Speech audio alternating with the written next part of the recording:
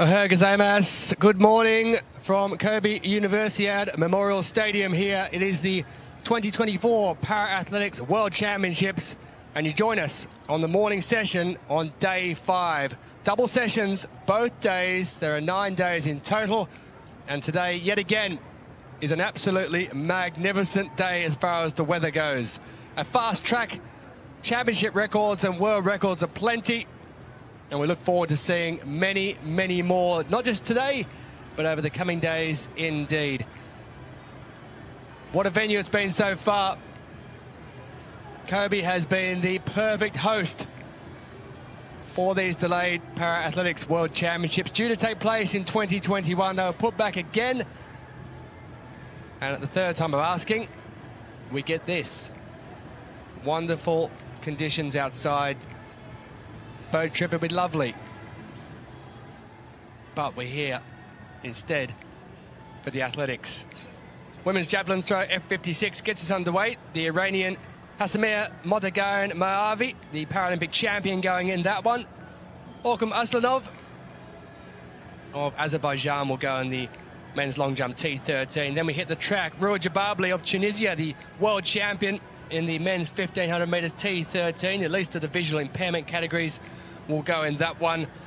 We've club throw, men's 100 metres T34, and also the women's 100 metres T34 rounds get underway as well. Hannah Cockcroft, you may have heard of her before. She'll head out in the second heat in that one. And men's shot put F36. Men's 400 T37 gets underway, and we finish with the women's 1500 metres T54, which will see us round out the session.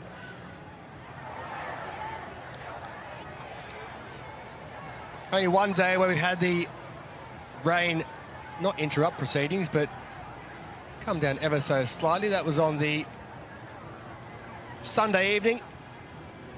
But since then, it has been quite superb. 18 degrees scheduled for today. A clear sky. I can quite comprehensively say that is the truth, because it is wonderful outside. I opened the curtains in the hotel this morning and thought, what a great day it's going to be.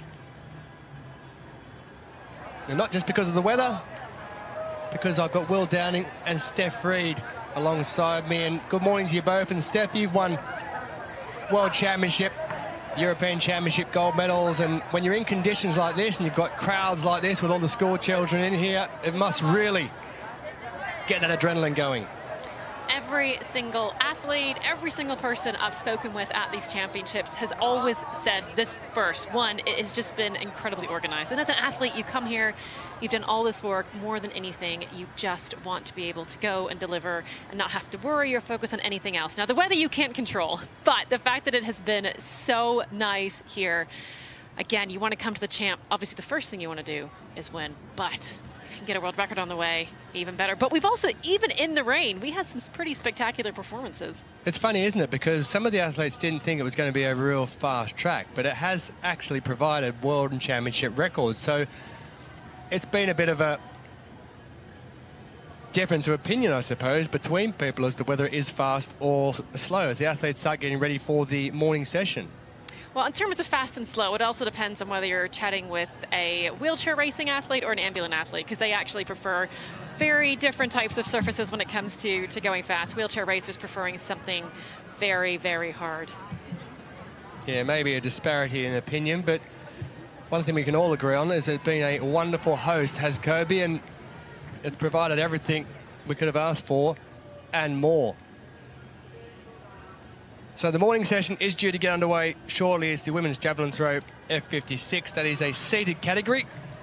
And these are the athletes just preparing themselves. And they have that tented area there because many of them will be sitting out there for a long time until they have their turn at throwing, because it is a category where all 6 throws are taken at the same time in that seated position. And we'll have one of those athletes who'll be out there already in position. And right on cue, there is Miroslava Obrova of Czechia, who'll be the first one to get us underway. She's just out there at the moment.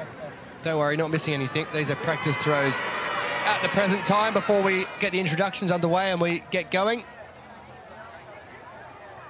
The crowds have been, well, they've been pouring in, and it's great to see the school children who have been here. And when we got the underground back yesterday to the hotel between sessions, there were loads of kids getting on the train, so well organised, so well behaved and respectful. It was great to see that they're enjoying seeing some top quality athletics as well. What I really enjoy as well is the hats and the sun cream which is being put on. When you grow up in a country with sunshine like I did, it's really important to make sure you protect yourself against skin cancer and those type of things. So that's a fantastic thing to see that is being taught in the schools as well. This is the long jump pit, which we'll see the T13, least of the visual impairment categories taking part. That gets underway at 9:25 local time. And it's just coming up now to 9 a.m. local time. This session due to go until around midday here in Kobe, and then we'll be heading back for the evening session getting underway at 5 o'clock local time as well. So the session starting a little bit earlier in the evening here, just due to the coolness coming in when the sun goes down behind the stand that we're in, the main stand on the western side of the ground.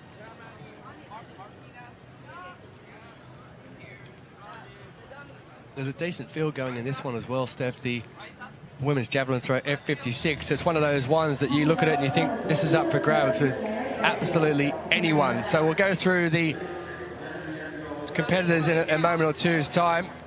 There are 12 heading out in it. And there are some really big throwers amongst it. Like I said, the men's long jump T13 final will be heading out at 9:25. The first track event of the morning will be the opening heat of the men's 1,500 metres T54. There are 2 heats going in that one. We'll finish up with a 1,500 metres T54 as well. But for the start, it's the women's javelin throw F56. Up first will be Czechia's Miroslava Obrova. Now the women will take all 6 attempts at once, which is why Obrova is already in position. You can see those blue tethers fixing that chair in place, which is necessary because a lot of power is going to be going through that javelin and the throwers will need a solid foundation.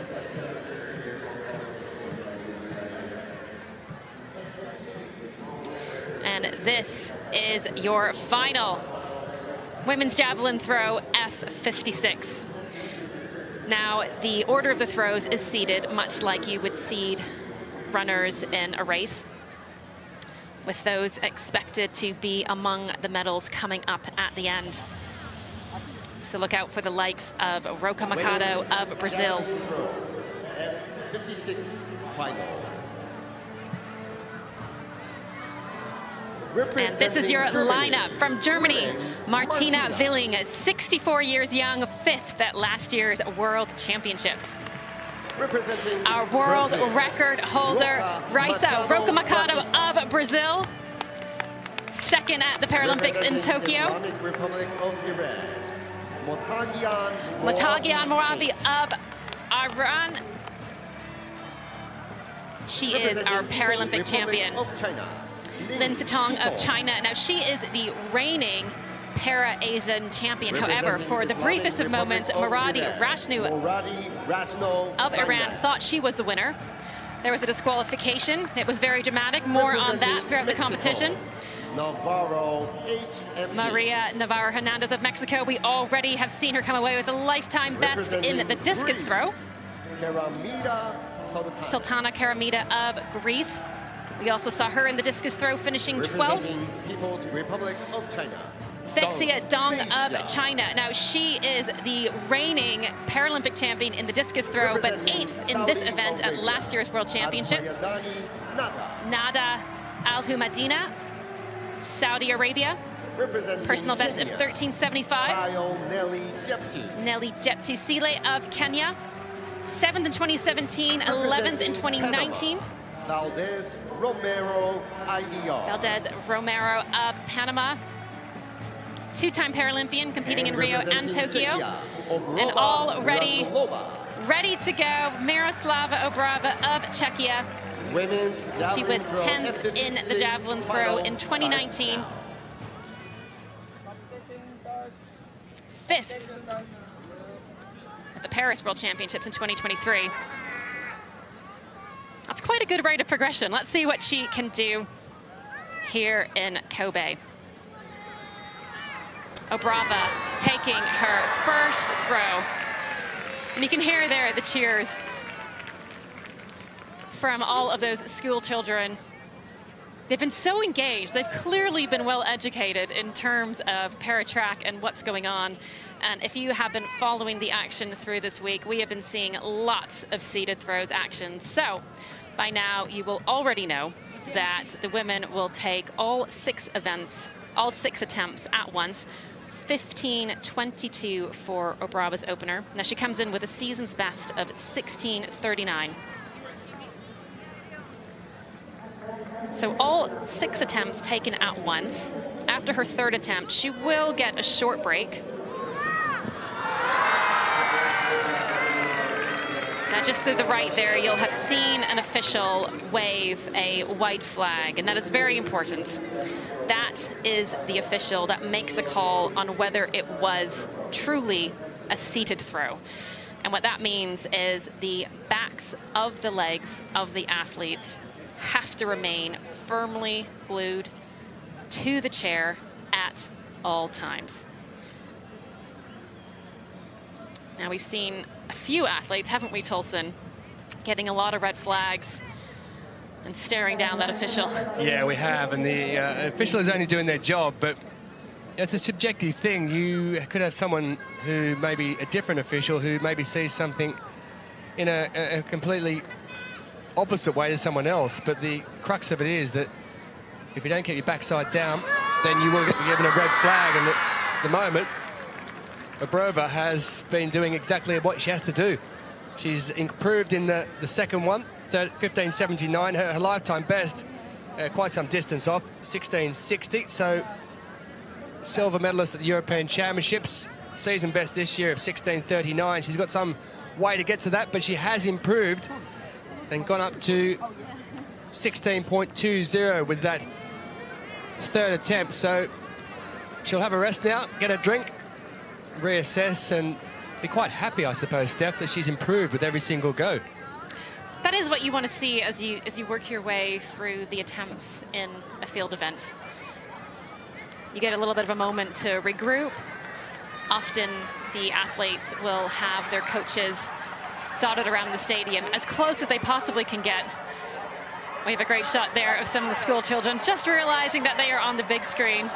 I just had a chuckle for a moment because you mentioned about coaches dotted around the stadium, and it went to the school children. So I was almost thinking that the school children could be their coaches. But look at those crowds. It's wonderful to see. They've been in here in great numbers, these school children, over the course of the last 4 days leading into this 5th day. So, and isn't it brilliant that it's on their side over there where they're getting to see such wonderful athletes. No, I suspect that the coaches are far away from the school children only because they're very loud to talk over, and you can hear the cheers erupt from the children there. It's all very exciting, isn't it? It is. But Miroslava Obrova, after each throw, she will be looking around, just looking for a few cues from her coach. And it is really hard in a stadium like this. It is really hard when you have school children cheering as loud as that, and they've often worked out a bit of a system, maybe with some hand signals in terms of how to improve. Yeah, the coaches won't be that far away either. The coaches will be where she's throwing from there. There'll be a group of them sitting over her left shoulder back there. So it's not like she has to look all the way across to the main stand and almost need a pair of binoculars to try and see what's going on. 16:21, well, she's got up again by an extra centimetre. Let's see how number 5 goes. If we go by tight, she'll improve one more. She is throwing very consistently, and as you say, it's actually, I feel like a lot of the throws we've been seeing a lot of red flags, and she's got quite a clear card there. Yeah, and visually, when you look at it with the naked eye, it does look very, very solid and smooth, that throwing style. 16:04, so the first time she hasn't improved, and you do get a bit of burn as you get towards the end of it. There are 6 throws, and it might seem like a short period of time, but she was out there beforehand, and all the pressure that builds up, the release of adrenaline, and as she heads towards the final throw. She'll try and beat 16:21. I'll tell you what, that might not be far off beating 16:21 as well. That looked like a slightly longer throw. This is her second appearance at these champs. She was in the qualification for the discus throw. Unfortunately, didn't qualify for the final. But she is in the final for the javelin throw. And the #1 goal of every athlete at the champs is to walk away with a personal best or season's best. And she has improved on that final throw, 16:34. Now, she has finished her work for this morning. You can see her there about to transfer into her chair. And she will now have what could be a very long wait to the conclusion of this event, because there are 11 more athletes to come. So on the scoreboard, she is currently sitting in first place. However, she will now have the long and possibly agonizing wait to see if the other athletes will be able to match that effort. Now there is Maradi Rashno of Iran. Now, as I said in the introductions, there was a period of time when she thought she was the Para-Asian champion in 2022. What happened? Well, it was all very dramatic, Tolson. So Lin Sitong of China, who was also in this final, she broke the Asian Games record. However, that record was later broken by Maradi Rashno of Iran and also Motagian Moavi. They were sitting in 1 and 2. They were celebrating. There's photos of them celebrating. And then after the event, they were informed they had both been disqualified for being 10 minutes late to the call room. This sounds like a Netflix drama. Do you know, there is so much drama and action that goes on in the seated throws, and it's one of those events that unless you really understand what's going on, you really understand the nuances of it, you might miss it. However, you have to be at the call room on time. That's true across all of the events. But can you imagine just those emotions involved? You've gone from the high of breaking the Asian Games record, thinking both you and your teammate have taken home a medal, to being told you've been disqualified. Yeah, I'm going to caveat this with the fact that sometimes things happen where buses break down and equipment fails and so forth, but I never understand how when you have to be in the call room at a certain time, you're not there 10 minutes before that time to make sure that you are there with loads of time so that doesn't happen to you, because it is something which has disqualified many a good athlete over the years in both para-sport and able-bodied as well. And I do not understand how people can't get themselves organised to get to an event well on time. That's just me, but I'm sure you've seen it plenty of times before. Well, I do have to admit. You've done it yourself, haven't you? No, I haven't done it. However, I have had to cut a warm-up very short because I don't know what happened. I don't know if I got the call time wrong or if it changed and I just didn't know. But actually, leading up to Tokyo 2021, there was a bit of a panic moment as I realized I'm actually in danger of not making this call. I had to quickly cut that warm-up short, switch legs, get to the call room. In the end, it actually wasn't that big a deal because it was so hot in Tokyo anyways. Could you imagine if you'd gone all the way there and then you were disqualified? Honestly, I can't. I would have been devastated. I would have been, do you know what, for starters, I just would have felt a little bit silly, but I would have been absolutely devastated. Now, your husband's Brent Lakatos, who we obviously know from the T53 wheelchair category. Now, he's won a load of medals, World Championship, Paralympic. Now, has he ever been disqualified? Oh, do you know, I'm just thinking. In the interests of neutrality here across the family, I'm trying to work out whether he's been disqualified ever. I'm sure you've never held it against him if he was. No, I think he might have done a few false starts, but that was back when the rule was that you could have two. And I know, do you know, I don't think he's ever been disqualified. Okay, that's good. That's good. I'm glad I haven't caused any ructions in the family here by bringing up anything that might not be wanted. To be fair, we have had several internal family races where he has claimed that I've cheated. We used to train together, and so just the way that the dynamics of ambulance running and wheelchair racing work, there were some distances that were quite even. Oh, he's worked as your has he worked as your line judge at training for long jump and so forth, and then he just gets bored of it and just wheels himself away? He has coached me on occasion, and I can't say it's always a great dynamic husband and wife coaching. This is the back end of the schedule. At the top, we've obviously got this javelin throw F56, the men's long jump T13. We've also got 1,500-metre races coming underway, and then we round up the day a bit later on with the heats of the women's 100 metres T34. Hannah Cockcroft going in that one.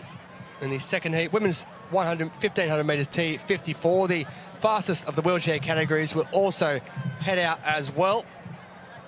And it's 7 medal events in the morning. There are 13 in the evening to look forward to, and we'll bring you the best of all of them. Now you can see why our seated throws can sometimes take a very long time to get going. We're now almost 12 minutes into the competition, and don't worry, we haven't missed any of the throws from Valdez Romero. Of course, she needs the chance to get into her chair, to get settled, and then to take a few warm-up throws. You can just see the clock ticking down there. The athletes can't warm up forever. They are regulated in terms of the timing. And actually right off the top, we saw a few of the women under the tent, and a lot of them had rubber bands, and that's what they were using to help warm up, help loosen up their shoulders. Javelin event, you're trying to get as much range of motion from that arm as possible. So important to keep the muscles, keep the joints warmed up, because you're having to generate all of that force using just your upper body. Different story when you can build up some momentum with your legs. But the sweater is coming off. Valdez Romero is ready to get going. Just while we've got this moment as well, I mentioned there a moment or two ago, the men's 1,500 metres T54 heads out in the heats as the first track event of the morning. The men's 5,000 metres T54, which was much earlier in the first couple of days of competition, won by Al-Razihi. Now, that is going to go ahead. It is being rerun on Thursday evening, today being Tuesday. Thursday evening, it is going to be rerun because there was a protest put in because there was a big crash at the end of it, and it will be rerun on Thursday evening. That is the men's 5,000 metres T54. I just mentioned that because a lot of those athletes are actually taking part in the 1,500 metres T54, getting underway in around 15 minutes time in those heats. As we head back to the javelin. Valdez Romero with her first attempt. Now, just a note on the javelin doesn't have to stick in the ground as long as it touches down nose first and the officials are able to determine a mark. You can see there Valdez Romero leaning back, supporting herself with that horizontal bar, trying to get as much range, as much movement into the javelin before she releases it. 14:19. She comes in with a season's best of 14:23, a personal best of 15:63. She will need a lifetime best if she's to overtake Obrova. And actually, just a thought on that 5,000 rerun. Imagine how that's going to now impact the schedule of these wheelchair racers who already have a really busy schedule and now having to rerun a 5,000. It's exhausting. Yeah, I've seen it happen before, the 5,000 in Doha back in 2015 at the Worlds. The race was run and they had to come back out again and do it not just 3 or 4 days later, the next day. Same result, mind. So the second throw of Valdez Romero, or the third, I should say, coming up. 13:22 for that one, which registers, so no improvement there. She's quite some distance off that lifetime best of 15:63, so one more to go and then she'll get to have a drink and maybe readjust that strapping and see if she can go any further. That one looks further. So that line represents the 15-meter marker. And if she's hit that, that will definitely be an improvement. Well, far from it for me to be hasty, but that should be a season best.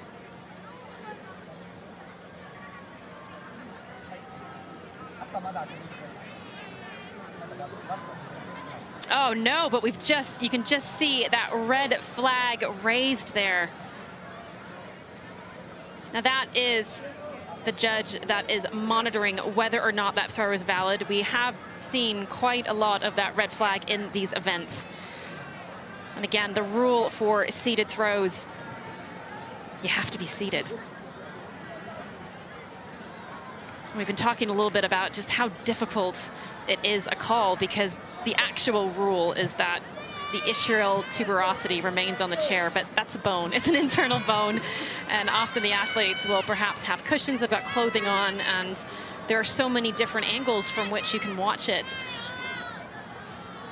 And I have to say, the judges have been absolutely vigilant. You can see them focused for 3-hour sessions, just really ensuring that each athlete gets a fair experience across the board. Now, I'm not making light of the situation, but we've then gone, that was the 9th throw of the morning, and that's the first time we've seen a red flag. So that is a long period of time that we haven't seen a red flag for throughout these championships. There's a white flag there, and that is up around the 15-metre mark as well. So I thought the last one might have been a season best. This one from Valdez Romero of Panama is out around that 15-metre mark and will count.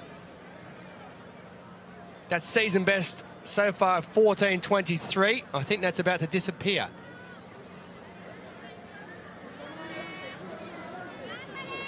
And we can just see there, the official has raised that red flag again.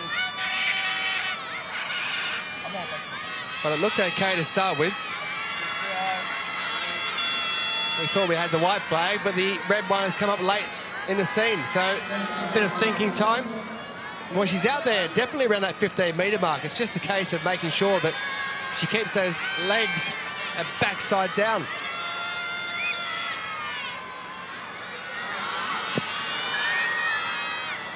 Just love the seating events. Bit of strategy, bit of jeopardy. You can just see the emotions going across her face. You can, on one hand, feel the frustration she must be feeling, because she can see that 15-metre line as well. She knows it's a big throw, to then not be given credit for it. But again, you could just see her internally telling herself, okay, you've got to let this go. You can't let the frustration dominate. Well, this time we do get the season best, 14.44. So 3rd time lucky when she's out near the 15-metre mark, and she has improved. Still in 2nd position, but up closer to that 15-metre mark.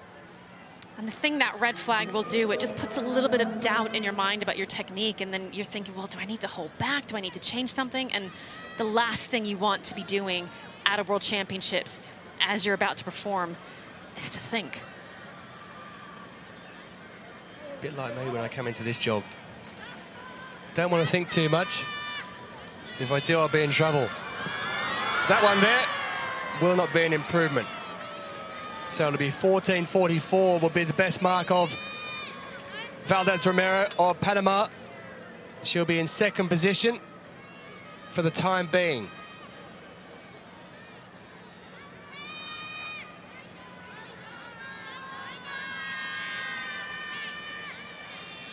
Loads of support on that far side from the school children flocking in. They're still flocking in, mind.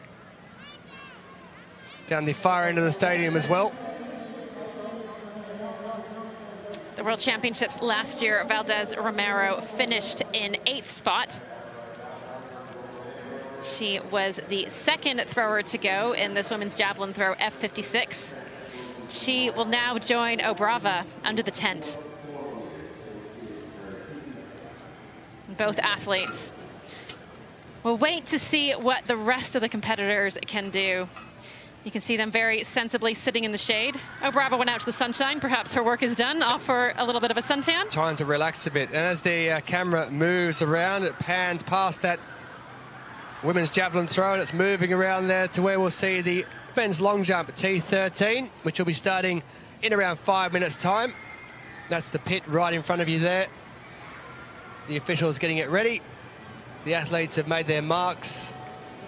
I can see a load of them in front of us down there. We're just up the top of that stand, right near that Kobe 2024 sign you can see there. But they're getting themselves ready to go in the men's long jump T13 final. Valdez Romero, who has the world record and championship record, which has stood in different years. The world record back in 2011, the championship record in 2017 for the Cuban. And that pit looks very, very nice on a sunny morning with 8 competitors set to go in this one. Might be time now to welcome him from his morning slumber. I'm Tolson Tollett, Steph Reid alongside me, and Will Downing. Good morning to you. Greetings. Yes, we've got a nice field going. This T13 men's long jump final, category of least visual impairment. It's up to 20% vision only. Crowds have been really good here, and they're beginning to build in the home straight as well. And in the far straight, some of those school groups were arriving at about 8:30, 30 minutes before the action was getting underway, which was impressive. They were all in their seats. No moving about, no jostling, all there waiting for the action to begin. So this is the field. Longest this season, Vegard Dragsund of Norway. They've sent a team of 10 here. As we've said already, the Scandinavian teams and Finland are all staying in the same hotel, which is a good arrangement. Decent partnership between the various national associations there.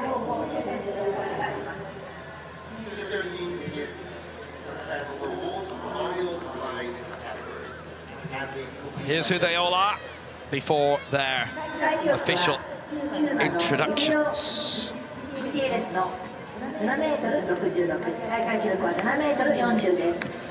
The world record for this event is held by Cuba's very impressive women's competition yesterday in the 60s, where Fleur Young took the gold, Marlene van Gansen-Winkel the silver in a Dutch 1-2. At 7.4 meters. They were expected to have their moments of domination, and they certainly had that.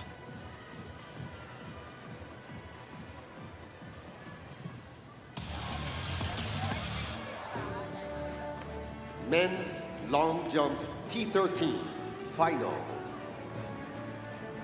None of the medalists from last year are actually featuring in this, curiously. Representing Spain, Ikihiwu Smith WA. Winsdom, it's a Kiwu of Spain, 6:59. Lifetime best. Vegard Sved, who normally is pushing up in terms of the European places, he's still only 24 years old. Sergei Berdakov has definitely been a big candidate for very many years. He's here this time as a neutral athlete. Orkin Aslanov of Azerbaijan, the longest lifetime best in the field of 7:36, which is only 30 centimeters off the world record. Ivan Cano of Spain, European champion, lifetime best 7:04. From Laos, or Laos, because it depends where in the country you're from, Ken Teptiba. We've already seen his brother compete here in a bronze in the Asian Games last year. Dmitry Kaskevich is here as a neutral athlete. It's a championship debut at the age of 17. And here's Wu Nunpin from Chinese Taipei, a 6-meter jumper, and looking for a very good result himself. Isaac Jean-Paul, the champion. This has been the case actually quite a few times. You may remember him scoring well in London. Silver for him in Dubai, ahead of Ivan Cano. Got a very good bronze medal. Berdakov's the oldest in the field. He's 35 now, but everybody else, bar Ishikuwu and the very young Kaskevich, born in the 90s. So, I'd say a reasonably young field.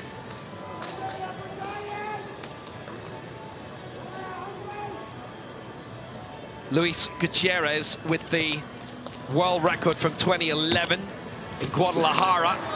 That was at the Pan Ams there, the first Para-Pan Ams.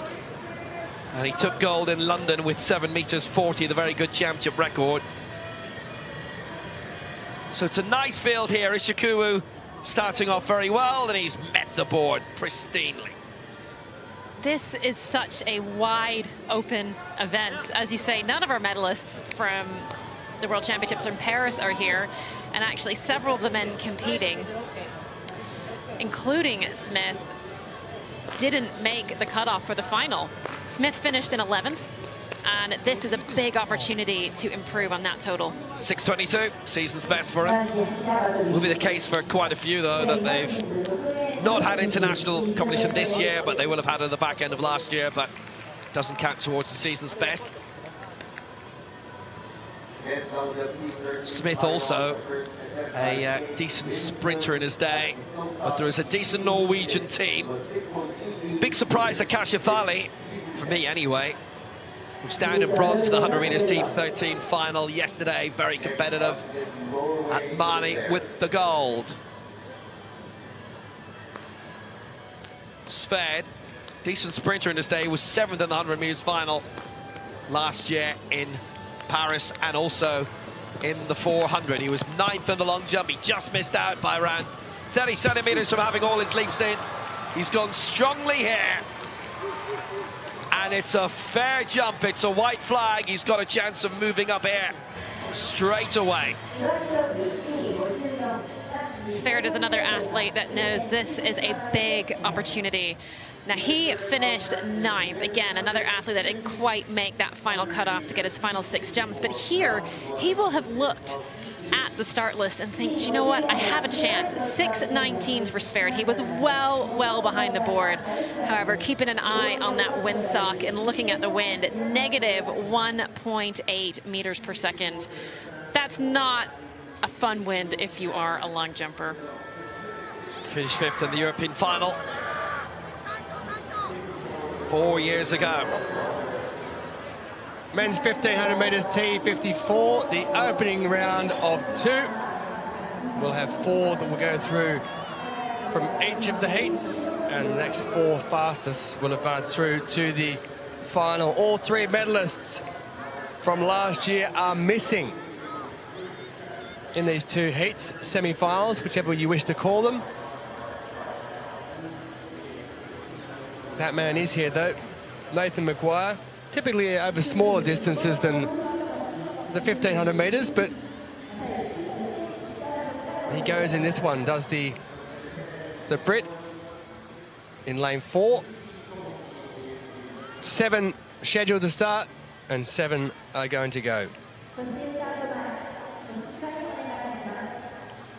Thailand again represented, always are in the T54. Strong nation when it comes to wheelchair racing. Sianglam, who'll be the man to go for them here. Men's 1500 meter T54 round 1. So Maguire, who you just saw, he's got the fastest lifetime best of any of the athletes going in this one. Samuel Rizzo of Australia, international debut at the 2018 Commonwealth Games on the Gold Coast in Australia. Republic of China. Jinhua of China. Just the one Chinese athlete going in this heat. Sianglam, 2:50.57, his season best. Just shy of his lifetime best by about half a second. Nathan Maguire, his season best is 2:45.34, 2:44.64 his lifetime. Al Hassani of the UAE set his lifetime best this year. Suzuki Tomoki, have a listen to this. Suzuki Tomoki. Gold marathon winner back in Tokyo. I remember commentating on that race, and he was extremely quick in that one. So that was a much longer distance than the 1500 meters. Cedric Rivette of Mauritius goes out in lane 7. Men's 1500 meter T54 round 1 heat 1 starts now. So we're ready to go. Rizzo, Jin, Sianglam, Maguire, Al Hassani, Suzuki and On Revet the marks. in the opening heat. Just to reiterate that the first 4 go through, regardless of time, and then we'll have the next 4 fastest. Well, that is a quite major false start. Now, we don't see many false starts in the 1500, but that was bizarre. We did hear a series of loud pops, and the athletes looked a little bit confused as to what to do. Do you know what? I've actually, there's been a couple of races when there's almost been an echo from the gun, which has gone and confused me. So Lord knows what the athletes are actually thinking. Now, whether it's the acoustics of the area that it's being done in, or whether it's just a mistake. But I don't think there's going to be an issue here with this one, because I think it might have been an actual error of sorts in the gun, but we'll now find out. Perhaps I'm wrong.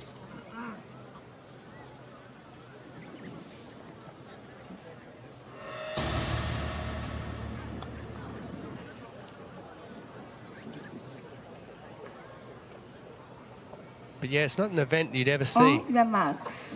That type of thing happens, so it is down to an error with the equipment. Let's have a look this time and see if we can get away at the second time. We do.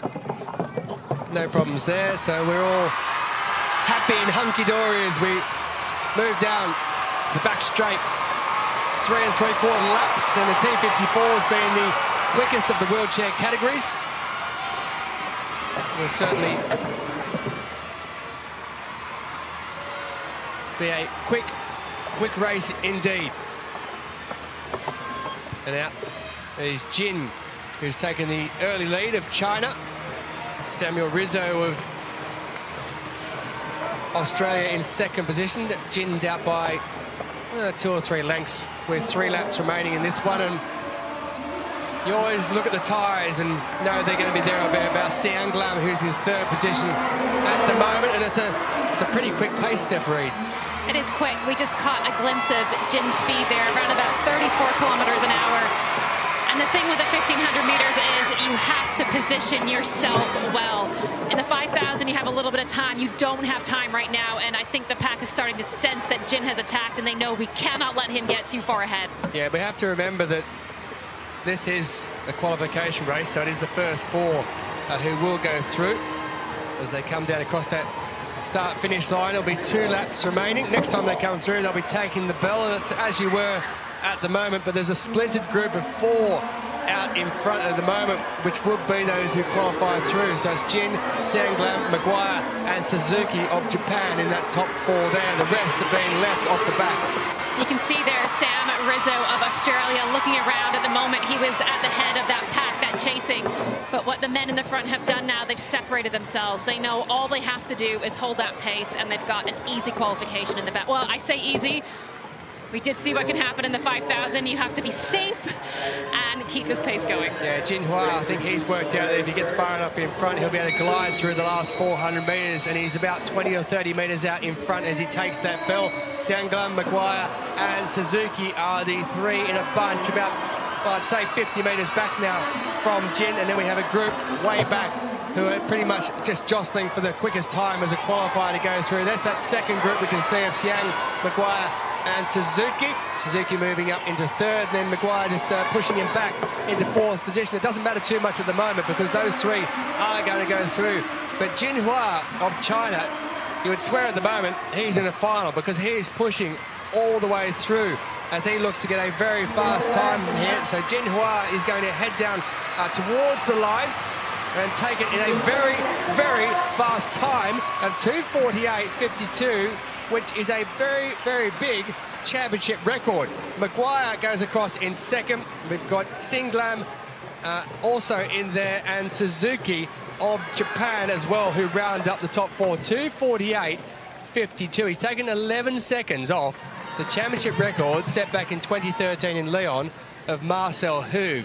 Now, he went out there like a man possessed and was looking for a very fast time, and he got it.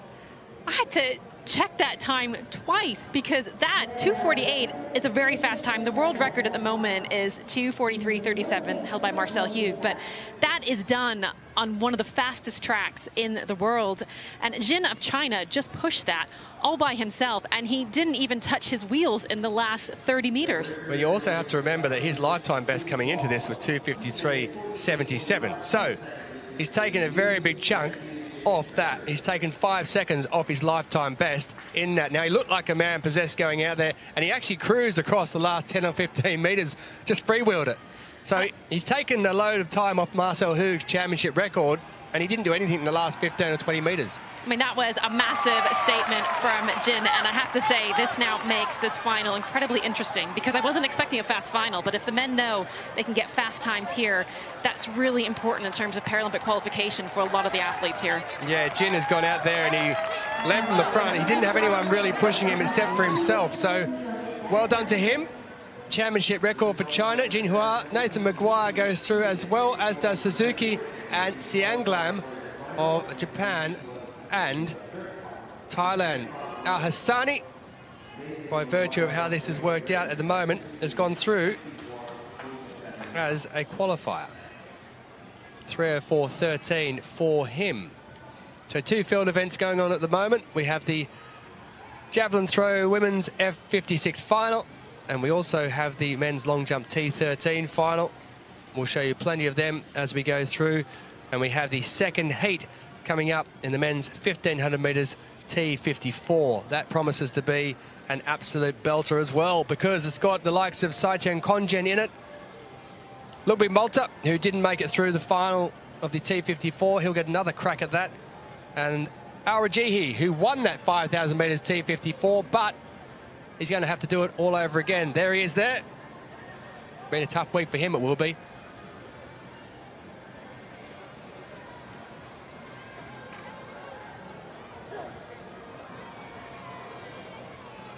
More asterisks than Manchester City in the T54s.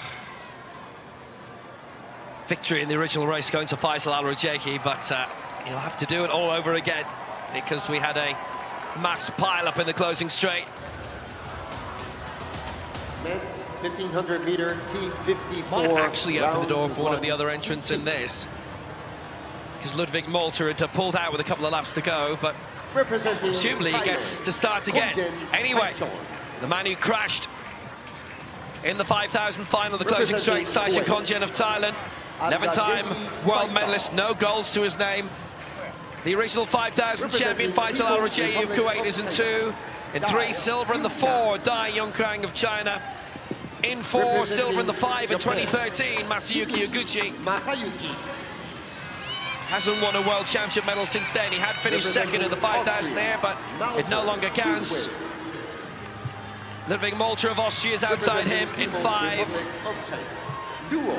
Global championship debut for Liu Jingchuan of China in 6. And on the outside in 7. His only event here this week, interestingly. 7th in the 800 final in the Asian Games last year for Japan is Hiroki Kishizawa. That's the field. Al Rajehi, the fastest in it. And we've seen the championship record be smashed 11 seconds inside the mark of Marcel Hug from Lyon in 2013 when he won 5 golds.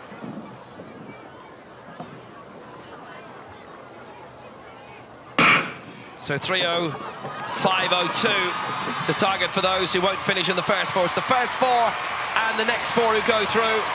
They know the times. Kongen, Al Rajehi, Dai, Higuchi, Malta, Liu and Kishizawa. Dai Yongchang taking an early advantage. Silver in the 800, bronze in the 4 in the last Paralympic Games in Tokyo. Just the 1 world championship medal going into these games. Bronze in the 4 last time out in Paris, but silver this week already in the 400. He's upgraded that well. So China 1 and 2. Dai Yongkang, Liu Jingchuan. Liu on the global stage for the first time. Al Rajehi is very well tucked in as well. And Malta doing well up in the top 4 with 3 laps to go.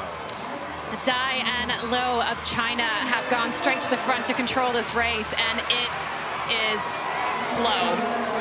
Much slower than the previous race. This one going out at about 28 kilometers an hour. The previous race was out at 34 kilometers an hour. So the men will be flagging. I need to be in that top 4 to guarantee my qualification, because I'm not sure the fastest time is going to come from this heat. Yeah, Malta is in red and green, actually, which is a colour scheme you don't normally associate with Austria, but he's on the outside. He might have learned a little bit from that 5,000 final the other night. He gets a little bit of a reprieve, and he can compete in that again. So it's Dai bringing them through. Malta on the outside, Liu tucked in. So on the inside, it's China 1 and 2, if you like. And also Kishizawa on the outside in 4th spot. Al-Rajahi and Kongen have sat back, and they're waiting. They're biding their time. 700 metres to go in front of those thousands of enthusiastic fans in the back straight. And they're making some noise too. And they've been here for over an hour before the track action began. Now here comes the acceleration. It was due to come. It comes from Al-Rajahi, who won the 5,000 metres the other night for 24 hours before they decided it's going to happen all over again. 5th in the 400 final. Al-Rajahi making a very good move. Dai and Liu in 2nd and 3rd. Malta is still up there in 4th. He's done a lot of the leg work, or the arm work, if you like. He's fallen back a little bit. Al-Rajahi takes the bell. He's in the lead. UAE 1, China 2, China 3. Now, the longer this race went at a slow pace, the more it was going to fall into the hands of the sprinters. You can feel the tension, and you can see it ramping up. You want to be at the front when it comes to the home straight, because those chairs are long. It's a lot of ground to make up if you're the back of that pack. We're waiting for Kongen to make a move. Not happened yet. He's tucked it on the inside behind Al-Rajahi. Now there's a big move coming in the outside from Dai. Liu hasn't gone away either. Kongen trying hard not to be boxed in. It kind of happened in the 5,000, and then he was blocked off. It is going to be slow. It's outside 3. It's the top 4 who'll go through. Kongen and Al-Rajahi. Dai and Liu, they look to be the 4. They've made it, with Kishizawa in 5th spot. 3:07.62, and it is Dai's day. Dai takes the win, and just had enough acceleration for those 4 just to very slowly and subtly break away. Dai and Liu, the 1-2 for China. Kongen did enough. He did not feature in that race at all, just until the final, 300, 200 meters, and up he slipped in the shadows. He goes through, and Al-Rajahi as well. Kishizawa, 3:08.78 will not be enough. He and Malta, who was up there a lot and did a lot of work early on, they are out, and Higuchi as well, and the top 4 are through. It's so great to see those 2 heats back to back, because you can see 2 totally different ways to win a race. You can go hard from the start, or you can go out, play a little bit conservative, and then wait for the ramp up at the end. Now, both Chinese athletes went to the front. You can see them looking around, just gauging what everyone else is doing, what the pack looks like in the back. But as you said about Kongen, I love the way that he races. He just tucks himself in. You don't even notice him in the race until the very end, when he always manages to do just enough to do what he needs to do. Kongen, you can see right there, he trusts his positioning, he trusts his top end speed, and at the end, he always manages to feature. Just a note on Ludwig Malter. I was looking it up as the race was going. Unfortunately, he will not be involved in that re-race because he exited the race before the incident happened. Good knowledge. There's the Flame Tower from the World University Games here in 1985. It's a 35,000 capacity stadium. It's a lovely venue. We know the 4 to go through. We'll get that detailed shortly. But hey, guess what? More big action coming. Our first track final of the morning, the men's 1,500 metres T13 final. There's a start list of 13 going in this one. All of them who are announced in the schedule are going. One of them will have a guide. This is the T13 category. A guide is not compulsory, the least of the visual impairment. But there is one athlete set to go with a guide. It will be the Ecuadorian, Sixto Murrieta. And that's how our field lines up. We've got Jababli, who is the world champion, at number 6 there. And we have number 3, Anton Kuliatin, who is the Paralympic champion, going in this one. Men's 1500 meter. So it promises to be a final. hardly fought race. There is plenty of pace going across this one. Representing Jordan, Makablev Nabil Makable of Jordan, who is a gold medalist last year at the Asian Para Games. Representing John Lekady, who was fourth in the 5,000 metres here. Anton Kuliatin, the reigning Paralympic champion. Jared Clifford of Australia, who was sixth in the 5,000. He won bronze in the Tokyo Games. He was also the gold medalist in Dubai, world champion in 2019. Yassine Adabi El Atabi, gold in the 5,000 metres here already. Rui Jabable, who is the reigning world champion representing NPA, Kostin Alexander. From last year. Alexander Kostin, representing bronze in the 5,000 metres here. Hussein Hamimza of Morocco. United States of America. Joel Gomez of the United States, who took gold last year in the Pan American Games. Abdelatif Baka, bronze medalist last year in Paris. He won gold in this back in Lyon in 2013 from Algeria.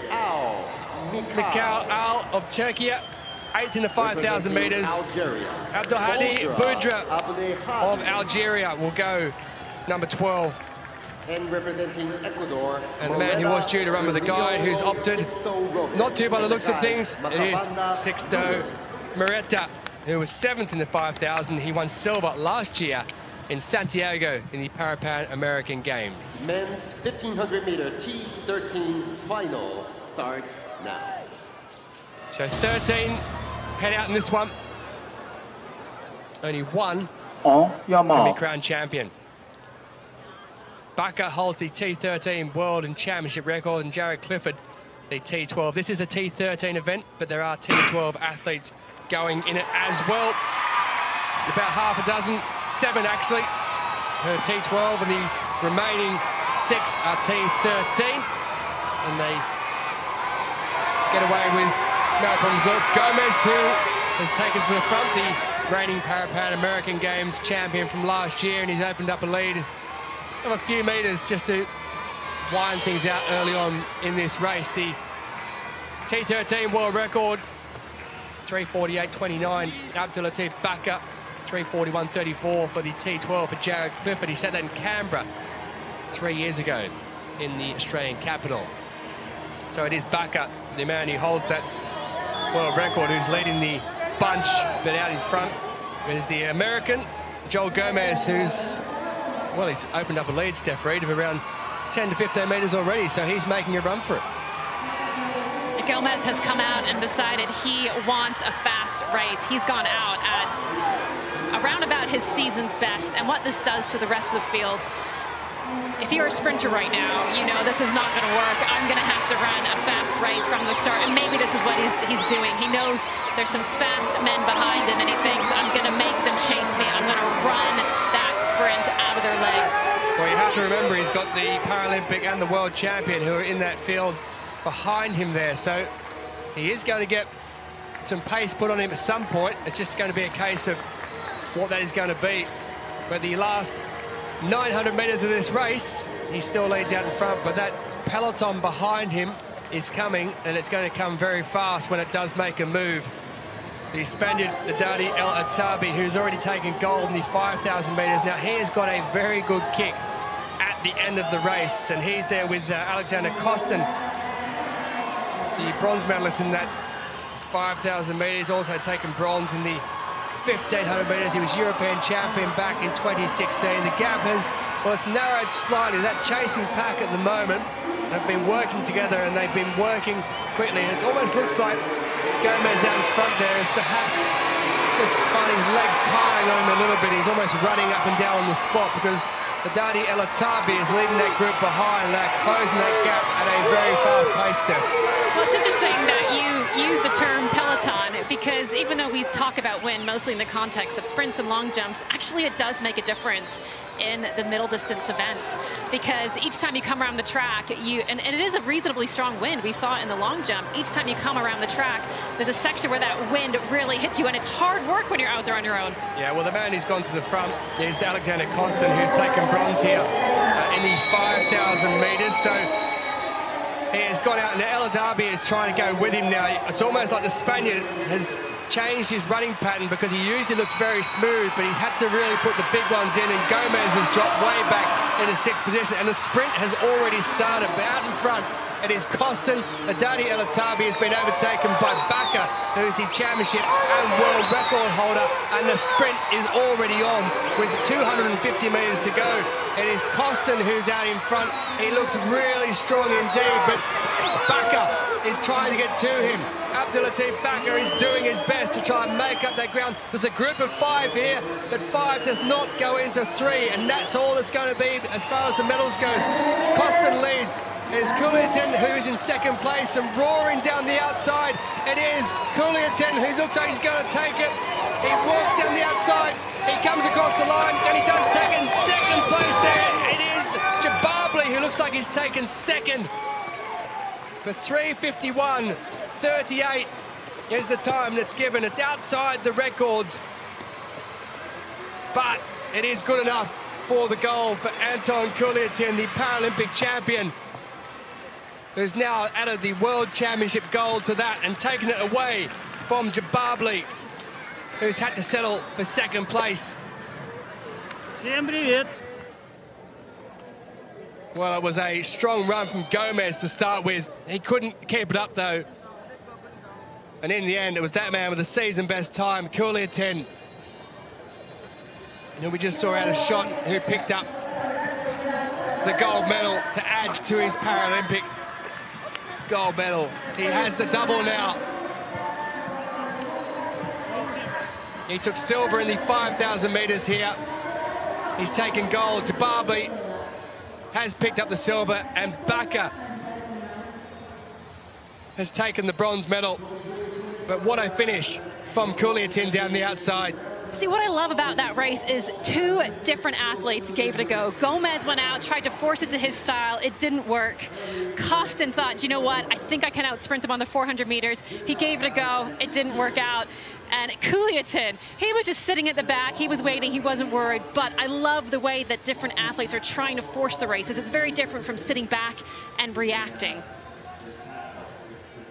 Yeah, Kuliatin down the outside. We didn't hear much about him, did we, until about 150, 200 metres to go. And, well, 3:51.39. It doesn't matter about the records. He's picked up that gold medal. Kuliatin with the gold. Jababli, the former world champion, now the silver. And Abdulatif Bakker, who has the world and championship record at T13 level, he takes the bronze. There it is. That's how close it is. Jababli in a photo across, picking up the victory in second place as far as that goes from Bakker. But out in front, it is Anton Kuliatin all the way, the neutral para-athlete. Long jump. Has moved on quite a lot, as you see. Aslanov of Azerbaijan moving on to 7 meters 18, and as a result, leads by half a meter. We saw the attempt in the first round of Vegard Jackson Sved of Norway. He went out to 6:19, and that wasn't in the medals, but was quite close to it. Opening round attempt then of Orkan Aslanov. People's Republic of China. 7:36 is lifetime best. That's gone out beyond 7 meters. And Aslanov will go out in front.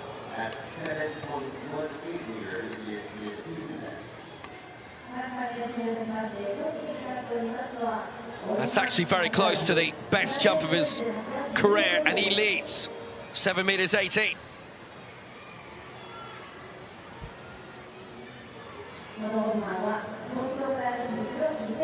And since that, 2 no jumps. Spared on 6:63. Even Kano, medalist in Dubai at the World, 6:53. And Sergei Berdikov, who we've seen quite regularly at the Europeans, and a high jumper as well as a long jumper, monthly medalist. He's in 4th spot at 6:38. He is 15 centimeters off the medals. We'll be concentrating on the second half of this. There are 8 in it, so everybody gets their 6 attempts, which is great news, particularly for Wu Nungpin. He's in 8th, 5:58. season's best. He's in 8th position. Gets a white flag. That looks to be heading towards 6 meters. I know we're not quite looking at the lineage quite straight, but looks like he might have added a bit onto it. That one did look to be over the 6 meter mark, but as you say, we don't like to call it too early. And we've been watching a lot of the T12 long jump, and it's been hard to gauge there because they take off that 1 meter board. With the T13, there is a visual impairment, as you say, 20%, but they do take off a standard board that's 20 centimeters long, or I should say wide. Wu, 6:03, lifetime best. Fantastic. He stays in 8th, but all the same, it's a lifetime best. He's half a meter off the medals, but this could be a very special day for him. It's only the 2nd time in his career he's hit 6 meters. Ken Teptida, he's already done 6:03. He leads on count back ahead of Wu. Didn't touch the board much there, gave around 15 centimeters away. And doesn't look really as if he's broke 6 meters, and it won't be an improvement for him. You can see the markers lining the long jump runway, and that is what these athletes are using to gauge their starting point. And you can see it's tough. It's tough to run at top speed and be consistent and constantly be on the board. 5:64, he doesn't improve.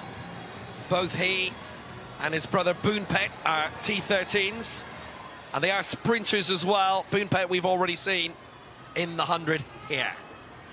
So confirmation of the men's 1500 metres T13. Kuliatin with the gold, season best. Jababli with the silver, and Baka takes the bronze. Jababli, the former champion, had to settle for the silver medal in that one.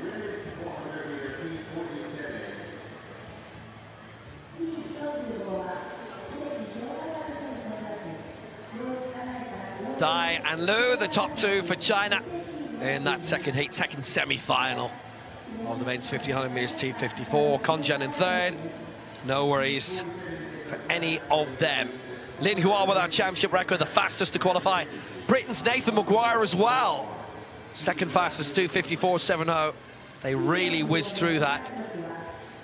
Hiroki Kishizawa making it through in 3:08.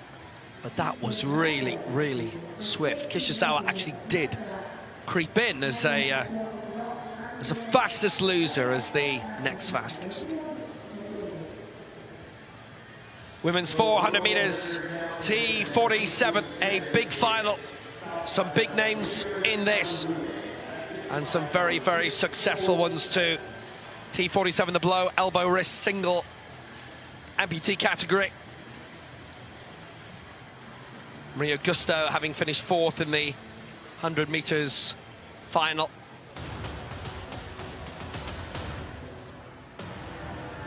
Women's 400 meter T47.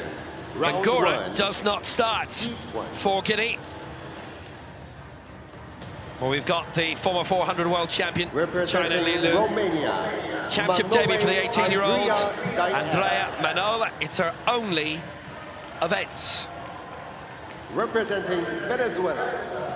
Vera In lane 8 Andrade for Venezuela, Moreno. the reigning Pan Am 100 and 200 meter champion is Lisbeli Vera. Representing In lane 7 for Hungary, 5th in the 100 meters final here, a second Worlds, Petra Lutheran.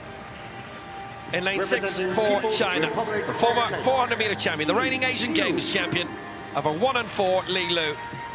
In lane 5 for Brazil, 4th in the 100 meters final here, Maria Augusto.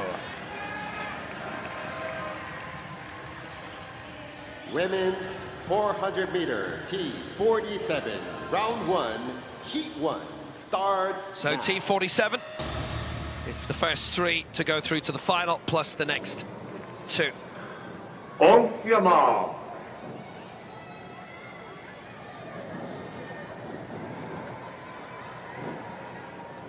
Two very strong semi-finals.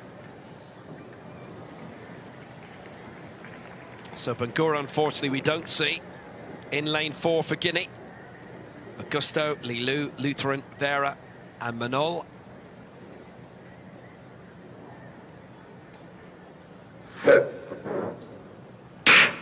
So we're at the first time of asking. Lutheran in lane 7, always worth watching. Vera Andre, look at her go in lane 8 though. That's a sensational start from the Pan Am 200 meters champion last year in Santiago. The 3-time medalist in Tokyo at the Paralympic Games. Gold in the 1 and the 2, it was silver in the 4. This is a brilliant, romping start in this T47. It's the top 3 who'll make it. She prefers to be in the top 1, Augusto in 2nd, Li Lu in 3rd, Lutheran in 4, who's had a very good NCAA record in the collegiate circuit in the States before a car accident a couple of years ago. Silver in the Big Ten back in 2018, but just look at Lisabel Vera go. Some real intention here. Manola's been slightly left behind. It's the top 3 who'll make it.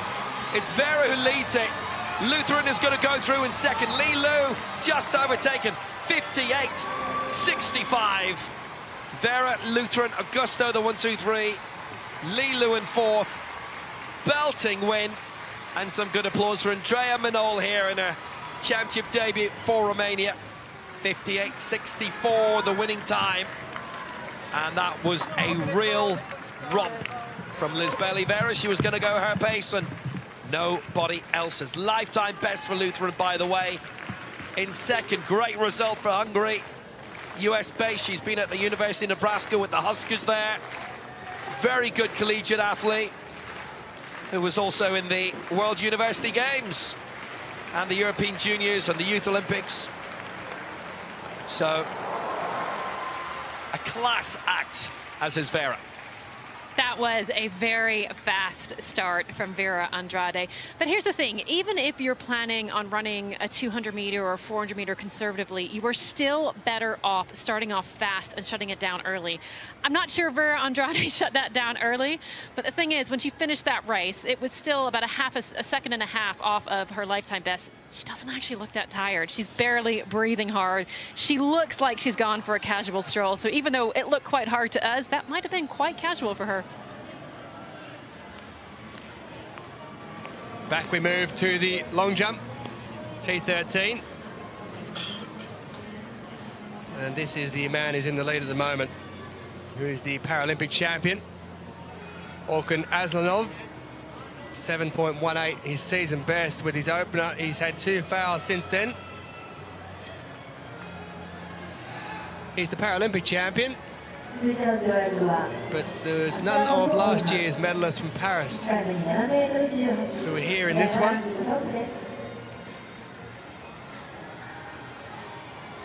The man from Azerbaijan, he just waits there for the, just see that flag just fluttering a little bit towards him, and the windsock just down there. It is heading in his direction. The clock off to the right there, he had just under 40 seconds remaining.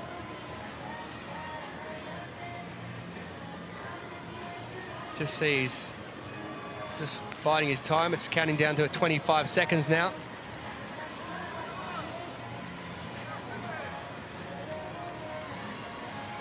As he gets himself fired up and ready to go. Aslanov, jump number 4. Well, that one looked all right, but it's a red flag. So that's another foul. So that's 3 in a row now for Aslanov, and luckily for him, he's way over there. Luckily for him, he has that 7.18 season best to start with. You can see the frustration there from Aslanov as he's just struggling with that board. You could see him at the start, just trying to be patient, trying to wait for that wind.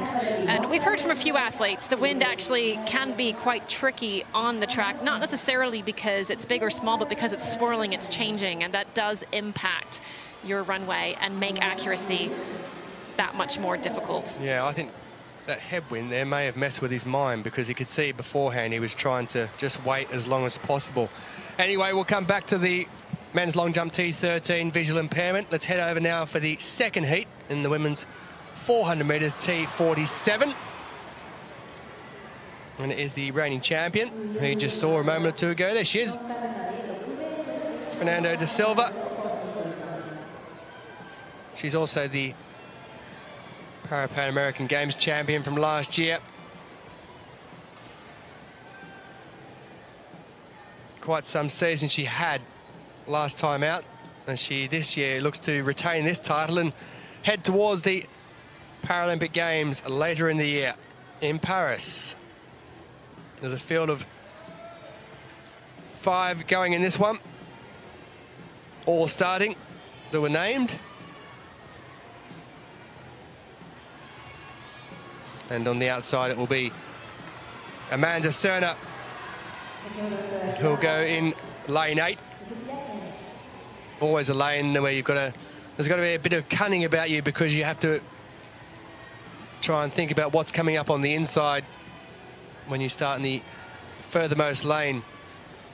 That lady there is positioned in lane 5, so she'll be able to see pretty much everything which is going on. Glorious day here in Kobe. Blue skies, sunshine. Crowds are in. Women's 400-meter T47. And everyone's enjoying themselves. There is the lady Chile. from Chile, Cerna, Amanda Cerner. She won bronze last year. Representing Former Ross, world junior Julie. champion Julie Ross, who was 6th in the 100 metres here already. Republic of China. China again represented. Jiang Yongfei. They sent a large contingent to these games as they look ahead towards Paris.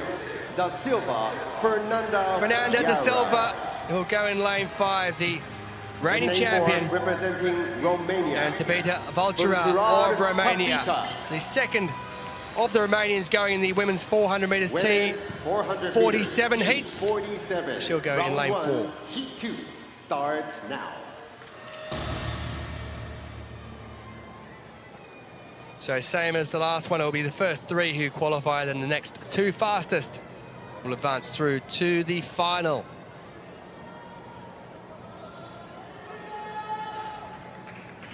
On your mark.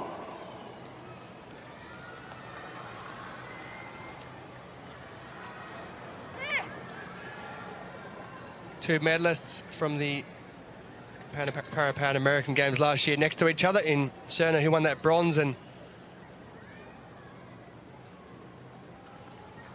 further inside, that lady there, Da Silva, who won the gold there, and the gold in the Worlds. What a 2 years it could be for her if she can back that up here and then head to Paris and complete it there. And away they go. And all starting very well, especially Da Silva, who's already raced up on Jiang of China and gone past her at the 100-metre mark, and they head down that back straight. Julie Ross in lane 7 is now being surpassed by Fernanda da Silva. They move around to the 200-metre mark. It is the first 3 that will go through, so she may be able to pull it up a little bit early, Da Silva, because at the moment she's quite some distance in front of 4th place. It's all about lanes as well when it comes to the final, which will be the important thing, but I think she'll be able to shut down with a good 50 or 60 metres to go if she so pleases. But she's looking really strong at the moment. It's her, and further out it's Julie Ross of Germany, who is 6th in that 100 metres. Those 2 are definitely going to go through. The battle is on for that 3rd qualification position. Amanda Cerner on the outside, and Yang of China. Cerner's going to get her on the line. Yep, Cerner's got her on the line. So she'll take the 3rd automatic qualification position. 58.14 is the time for Da Silva. A fairly handy run for her. Julie Ross of Germany goes through 2nd, and Cerner on the line has taken 3rd place in the automatic qualification. Lifetime best there for Ross of 59.64. And we're just awaiting, there's that confirmation of Cerner. Exhausted. Yang, who tried to get that 3rd place on the line but just got pinched out of it. Bare margin there. Look at that, 0.13 of a second. She's lost out by Yang. So disappointment for her, but she should go through as a qualifier, and she does. Yeah, it was a great start for Da Silva of Brazil. At the 100-metre mark, she had already taken half a second out from that field. And he did say she had the advantage of being able to see the rest of the field, but I can't help, for the 400 meters, and I ran a few, not many, a few. Generally, you have to run your own race for the first 300 meters. You want to get to that 300 meters using as little energy for you as possible. It really isn't a foot race until that last 100 meters. So I actually think sometimes it can be more of a distraction being able to see everybody, because it tempts you to, oh, she's going out really fast, maybe I should do that too. But De Silva clearly had her own race plan, and that looked like a fairly easy win on that heat for her. Hey, I used to compete in a different sport. We did 400s of training, and I absolutely despise them. They are some of the most difficult run you could possibly do. Anyway, something with a much shorter run is the long jump. It's the men's T13. Aslanov, who we saw a moment or two ago with his foul, his fourth attempt was a foul, so he had 3 fouls. He's now coming up for his next jump, number 5. He does lead, 7.18, his season best is what he has there, but he is still out in front by enough, 49 centimetres to be precise. He's out in front by, so he's looking to extend that mark on attempt number 5. He does have that opener, though, to fall back on. If he didn't have that, well, he may be in trouble. Ivan Kano is in the silver medal position, and Sverd of Norway currently sits in the bronze medal spot. But here goes Aslanov, the Paralympic champion. Well, that one looked much better, and he's been given the white flag. So he had 7.18 for his opener, and he's now going to be back on the board again. Literally back on the board.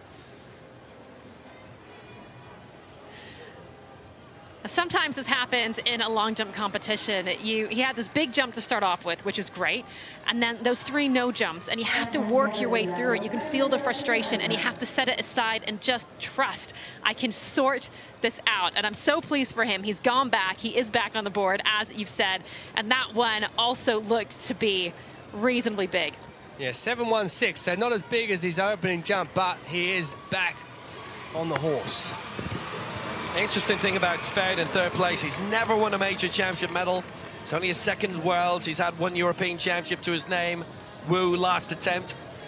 6.03, his best. Lifetime best. Half a meter better than anything he's already done today. So he has impressed. Yeah, Wu, he's been up and he's been down. Couple of no jumps as well. 5.69, 2nd best of the day. He is in 8th spot. Southeast Asian Games last year, Teptida, both brothers were on the podium. Ken in 7th with a 6.03. That's the only one to go beyond 6 meters in this competition.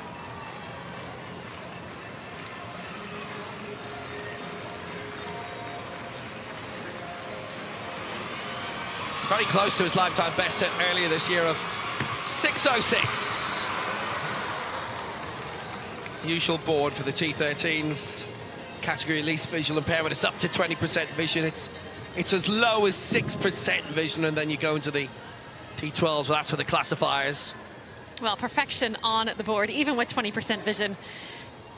I do hope he's able to improve on that personal best. When you go to a champs, you always have 2 goals. 1, you'd like to medal, but you can't control that. And 2, you'd like to get a personal best. Yeah, well, he hasn't. 6.01. But he was close to it. He's been close to it twice.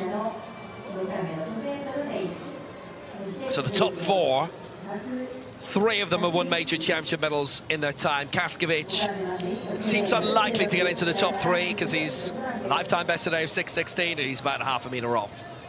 You can see how the wind has just kicked up again, swirling around a bit. He had not gone past 6 meters before this morning. He's done it twice already, maybe a 3rd time. It's a fair jump. It's a white flag. That looked like a very tasty jump. And for me, one of the best things about the World Championships is that you are seeing athletes in all different stages of their career. Yes, we are seeing some of the champions we're really familiar with, but we're also seeing new athletes and getting to watch them in the beginning stages. And I mean, a second look at that looked very good. 6.29, look at that.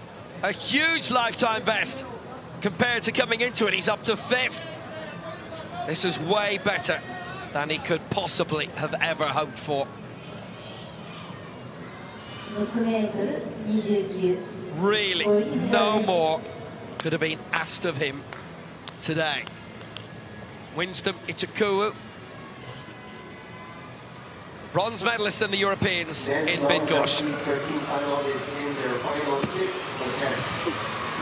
Doesn't look as if it's going to improve on his mark. Wonderful atmosphere we were looking forward to the Bydgoszcz, the first Euros to be held in Poland, and then things happened.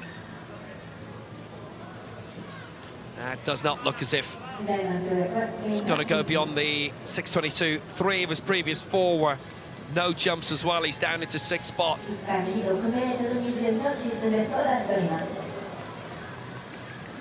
5:89. He will finish in 6th, and suddenly we're down to the last 4.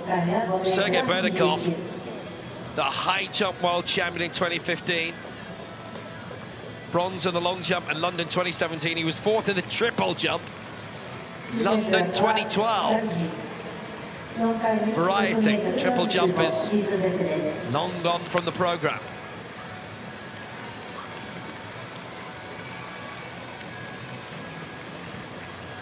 .645 is best. He is here as a neutral athlete, by the way. So further 18 centimetres required. He's got a good bit over 6 there. It's tight. Officials had a very strong look at that.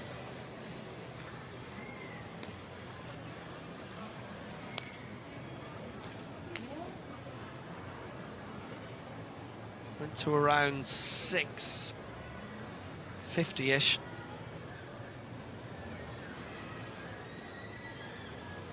He hasn't raised the flag yet. It's a red, it's a red, it's a no jump. That took a long time to work out. So what you can see there is there are cameras on that long jump board, and you have an official that's by the board looking at it visually, but if he's unsure, he can always revert to the judgment by the technical officials that have access to that imagery.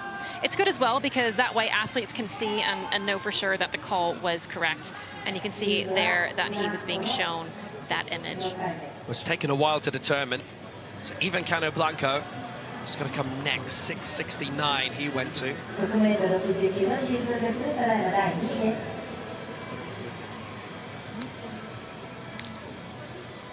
Cano, a 7:04 man in his day. Aslanov leading 7:18. This is more about defending the silver medal. Cano is on 6:69. Vegard Jackson Sverd on 6:63. He will go next. And because of Berdykov getting the red flag there, it means Sverd gets his first ever championship medal. A lot more about him when we see him on the runway. Now, I think Berdykov is looking for extra information here because you'll just see the red cone is still up. So there's no jump happening at the moment for Ivan Cano. Here's our leader, Aslanov, who is set fair. The Paralympic champion for a world crown today. None of the medalists from Paris are here. But look at this man, Vegard Sverd. 24 years old, he turns 25th on the 1st of June. And the man from the Norne Salhus Club. So many from the north of Norway have to relocate to the south for the national team. Well, Vegard Sverd has got a bronze for now. It might be better.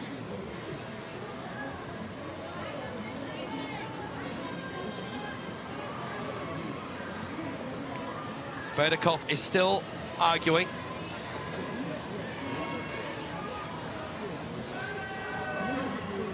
Actually, I've heard a little bit of that from afar.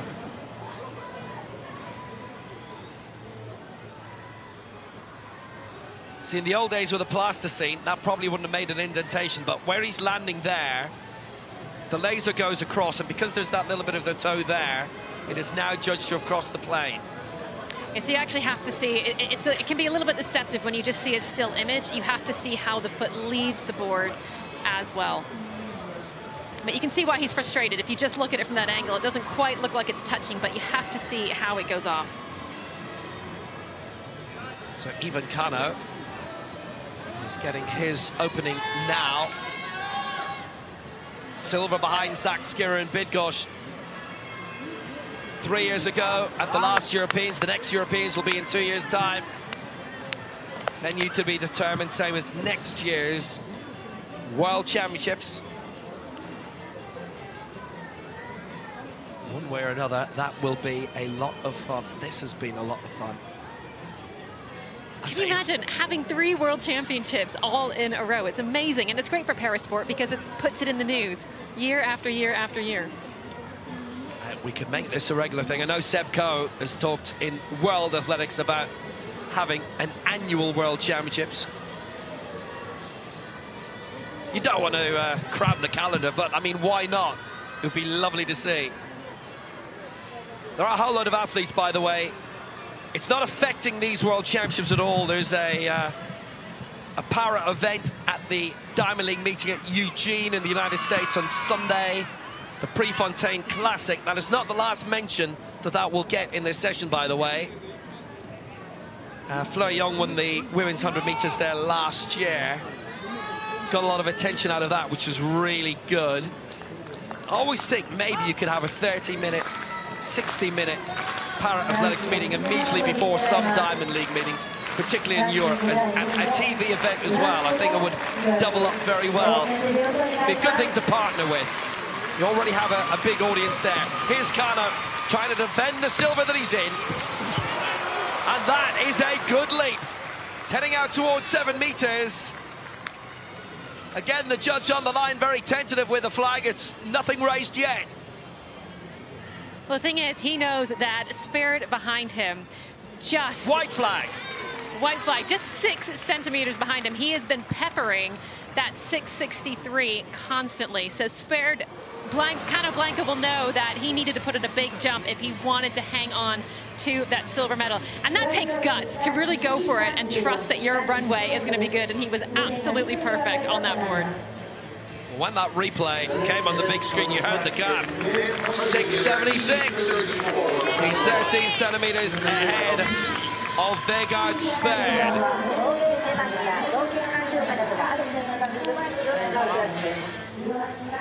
Right now, silver for Kano, gold is pretty much in the bag for Aslanov. But from Bergen, west coast of Norway, Vegard Dragsund Sverre, the Norna Salhus Club.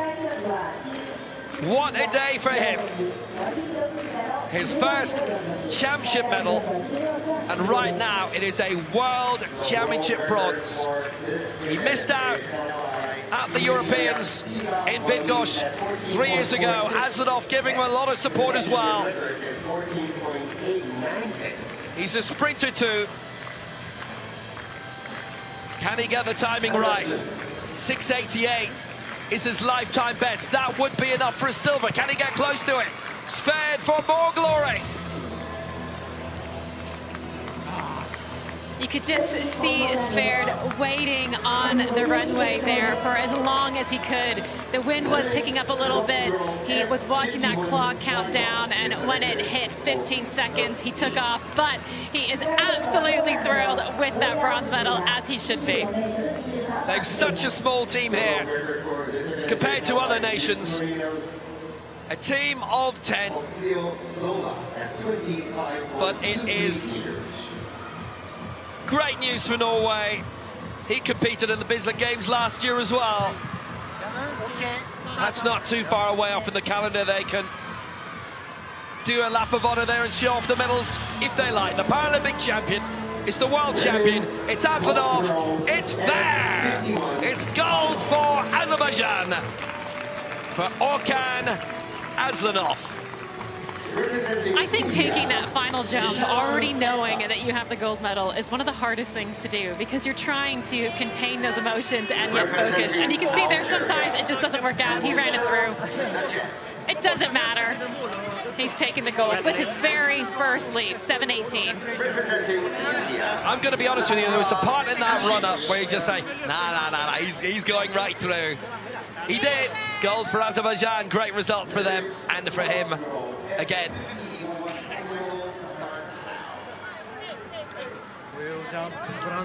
Azerbaijan 1, Spain 2, Norway 3.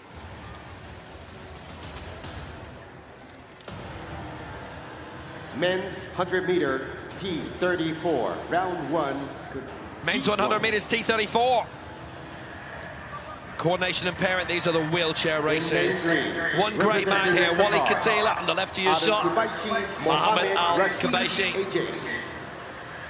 Going in 3 for Qatar, in 4. The 15-time world champion, 5-time Paralympic champion for Tunisia, Wally Katila. In 5 for Japan, first championship in 6 years, bronze in the 1 and the 8 at the Asian Games in 2018 in Jakarta for Atsura Kabata. In lane 6 for China, bronze in the 800 in last year's Worlds for Gong Wenhao.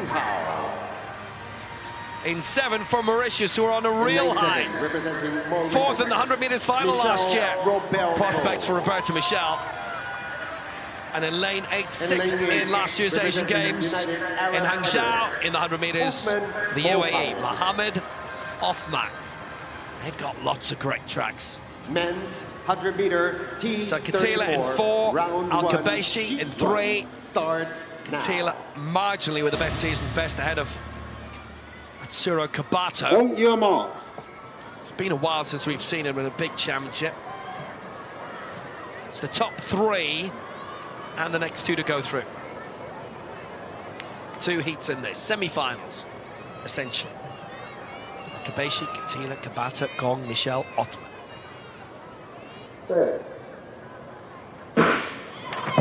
Away first time, nice start by Othman of the UAE in 8. He's going brilliantly right now. Wally Katila will get moving now. Gold in the 800 last year at the Worlds. And a bronze on the 1. Katila, Gong moving up. Gong and Katila. I think it was Katila first, but they're both through. And then Othman. That's the 1, 2, 3. And no problems for any of them. 15.40. Don't think he was going full belt.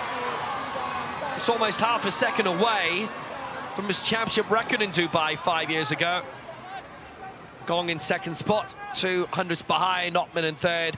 And Michel, well, I'll tell you, 15.76. He's got a good chance of going through. Tight one. Now you can see here just how different the push stroke is compared to the 1500. Now just watch Othman in lane 8. You can actually see he's just gone a little bit into lane 7, putting so much power into that chair. Now in 100 meters, the call is generally if you haven't impeded anybody, it is okay if you've gone out, but the judges will have to review that one. Look at lane 8 there. You can just see Othman shifting a little bit into lane 7, but the officials will review that. But again, you can see that the difference here between the 1500 meter pushing that we saw earlier and the 100 meter is how quickly can you get those hands going. In this race, if you miss a push, and sometimes you can, the athletes, they're not grabbing their rims, they're punching them almost like a boxing stroke, and almost like a boxing punch, and if they miss a stroke in the 100 meters, there is not enough time to recover. Now Wally Katila, 15 world titles. And into the decider here. Here's our 1, 2, 3 from a very good long jump competition. And Aslanov showing his class again. Aslanov winning 7 meters 18 for Azerbaijan. World title to go with the Paralympic crown. Ivan Cano, the silver for Spain. And Vegard Sverd, major championship medalist now for Norway. He gets the bronze.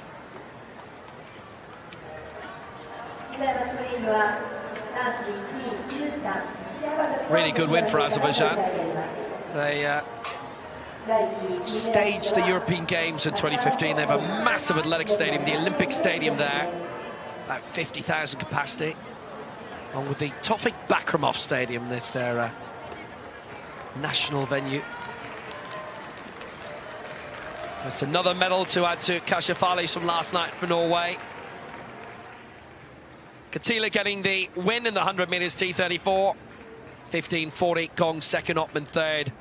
Michel and Kabata have to wait.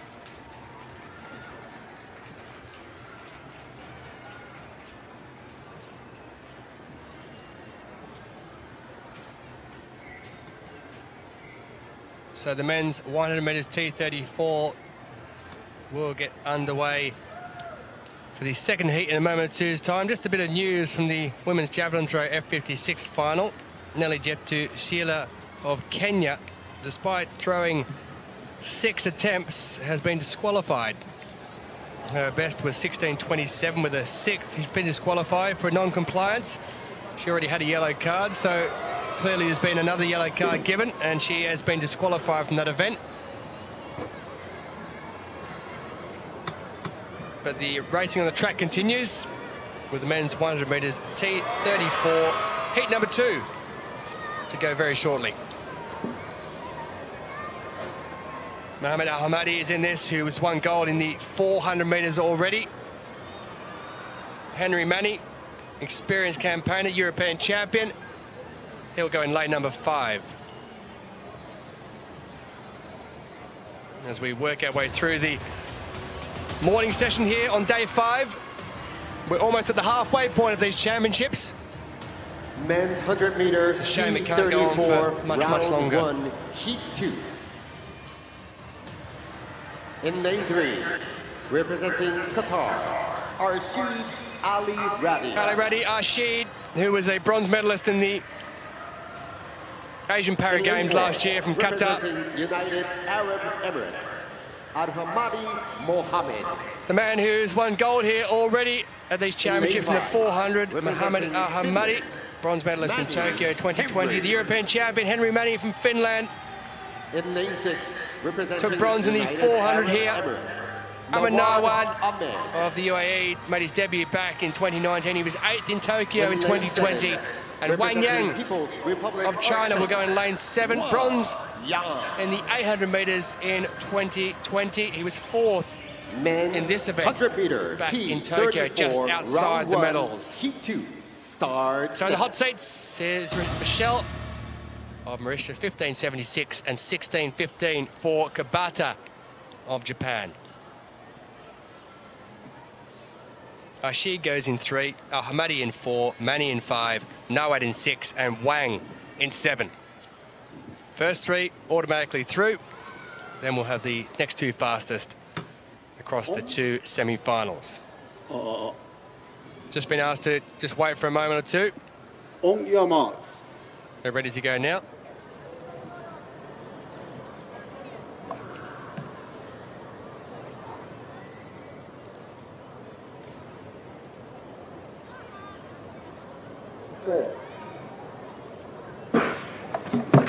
Well, they all look nice and relaxed. Wang especially out in lane 7. But he's got away to a slow start, but very good on the inside from Arshid, and 2 in from the outside, Ahmed Nawad. These are only the top 3 that go through, and going through on the inside there's Arshid, and Al-Hamadi has got it. I think Mani has picked up the 3rd automatic qualification position there. It was very tight across the board. Arshid, Al-Hamadi and Mani, it looks as though the 3 that have got through. Arshid in their lifetime best of 15.50 for him. Yeah, Al-Hamadi 15.72, and literally just outside that 0.01 of a second to Henry Manny with a season best in that 3rd position. Nawad has done enough to go through in 15.82, which means that the Mauritian Roberto Michel will also qualify through as one of the fastest losers as well. So Mauritius have another athlete in the final. But this, you could have thrown a blanket across them towards the end, Steph. It was such an even race. You can see those 3 having to work so hard right to the end. And the interesting thing with the 100 meter in the wheelchair is that they are only just hitting their top end speed right about at the 100 meter mark. So that entire 100 meter stretch is an acceleration for them. Whereas what you see with the ambulant runners, the acceleration tends to happen between about 0 to 40. That acceleration goes the whole way. Well, there it is there. Arshid, Al-Hamadi and Mani automatic qualifiers. Ahmed Nawad in 15.82 picks up one of those lucky loser positions.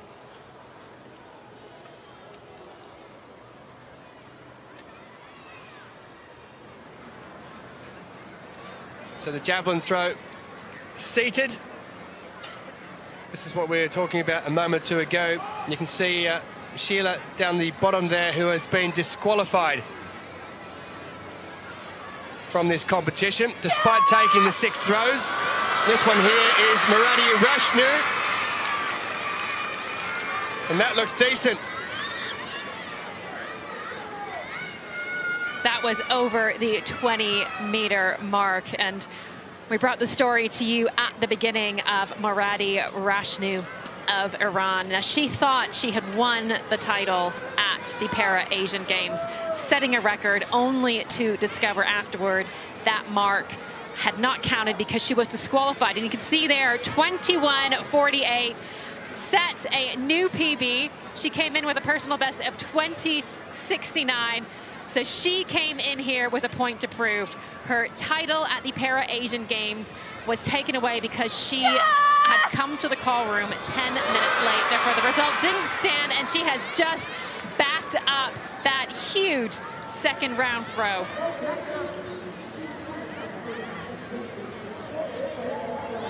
Well, how things change when it comes to these centered events, because each of the athletes take their 6 throws at the same time. She came into this in the late stages of the competition, 8th in the order. Foul to start with, 21:48 with her second, 21:10 with her third. She stays in first place. She's out in front by 1 metre and 21 centimetres ahead of Keramida. Now, you remember that we started the competition with Miroslava Obrova of Czechia, and her mark lasted until the 5th competitor, and unfortunately, with that monster of a throw from Maradi Rashnu, Obrova is no longer in the medals. Well, there's the qualifiers through from the men's 100 metres T34. Katila at the top. Roberta Michelle of Mauritius does go through, 15:76 in 7th position. Glorious, glorious day in Kobe. Women's 100 metres T37 final coming up. World record holder included. Championship record holder isn't. She's now a T38. But what a field this is. T37, the second Women's strongest physically of the coordination impairment, standing coordination impairment down one side. We'll start off in lane 2 with the European silver medalist and a world bronze here in the long jump this week, Elena Tretiakova. In lane 3 for South Africa, bronze in the 400 in Dubai, the Worlds in 2019. And again, in Tokyo, 2 years later, Cheryl James. In lane 4 for China, this week's long jump champion, the former World 100 champion, the reigning Asian and Paralympic champion, Wen Zhaoyan. In lane 5, she's neutral, silver in the 400 this week, Victoria Slanova. In lane 6 for China, the new 400 meters world champion, Paralympic champion that as well, Jiang Fenfen. In lane 7 for the United States, the Pan Am silver medalist, 100 and 200 last year, Taylor Swanson. In lane 8 for Namibia, the London 2012 200 meters Paralympic champion. No global medal since 2015, maybe today, Joanna Benson. And in lane 9 for Mauritius, silver in this week's long jump. That's history for an ace, Angeline, her country's first World Para-Athletics field medalist. Wen in 4, Slanova 5, the fastest to qualify, Jiang in 6. Taylor Swanson, originally from South Korea, got an entry to the Prefontaine Classic, the Oregon Diamond League meeting last year. Finished 4th. A star was born. Picked for the Pan Ams then. 2 silvers. What about here? Out of Arizona State University. Tretiakova 2, James 3, Wen 4, Slanova 5, Jiang 6, Swanson 7, Benson 8, and Ace Angeline 9. 100 women's final, and it's underway. It's a great start by Wen, a flyer by Wen. She's well away. Swanson going well for the United States in 2nd place, and Jiang in 3rd. Wen is going to go fast here. She smashed her world record by 0.3. That is awesome. Wen takes the gold. Swanson in 2nd. And she has obliterated a world record from last October in the Asian Games. Swanson a lifetime best, 12:86. And Jiang with the bronze. But when Xiaoyan gets her second gold of the week, she won 3 in Dubai 5 years ago. Jiang coming well in third, Slanova 4 and James 5. But that is just absolutely blistering for Wen, whose time is now. And that start from Wen was absolutely devastating. But just look at that results board, absolutely littered with personal bests and a world record at the start. But look at lane 4 with Wen in the pink. She has taken about 5 meters out of the field at just the 40-meter mark. But Taylor Swanson coming through strong at the end, not being put off by that huge margin by Wen. And Swanson said one of the things she's been working on is her confidence when she stands in the blocks. And just a good reminder that actually athletes are human as well. They stand on the start line and sometimes they're nervous, but they deliver anyways. Wen delivered, Swanson delivered, and we have another world record. 12:27, it is a fast track for sprinters, no doubt about it. A great result for Wen. Taylor Swanson, originally from South Korea. Dad Brian Swanson, there's a famous name. Mother Stacey Walker. And Jiang popping up. The former double sprint champion of the Asian Games in 2018. That was some race. Back to the women's javelin throw. F56 final.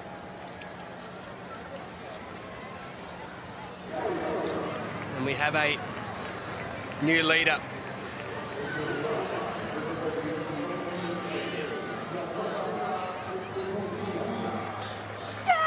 We just saw a moment or two ago.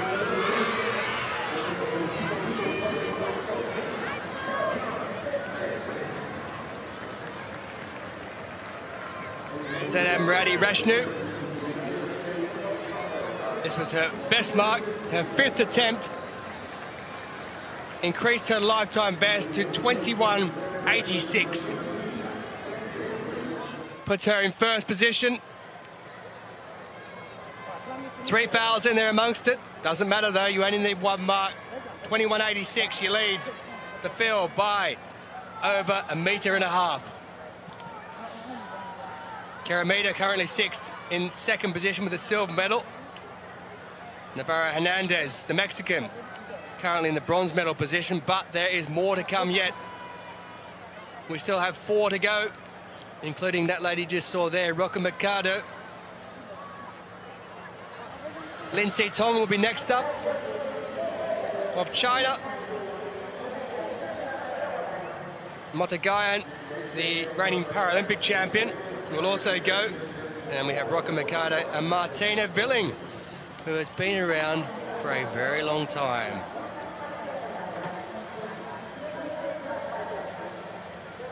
Almost as long as you.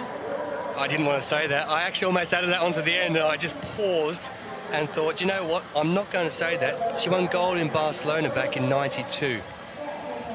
In '92, yeah, I was old enough then. The first televised Paralympic Games. You know what? It was it's an absolutely magnificent venue there in Barcelona. If you ever get a chance to head out that way to where they had the Olympics and Paralympics, please do. You will enjoy it immensely. But something else we'll enjoy immensely is the women's 100 metres T34.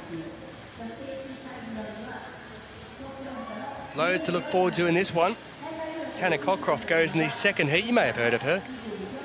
We actually saw her on the way in this morning, looking very confident, supreme athlete, and she'll go in the 2nd one. Fabian Andre, the European champion, goes in this one though.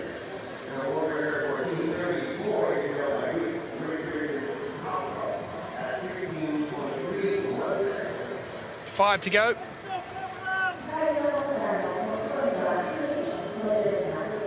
Cockcroft holds the T34 World and Championship records.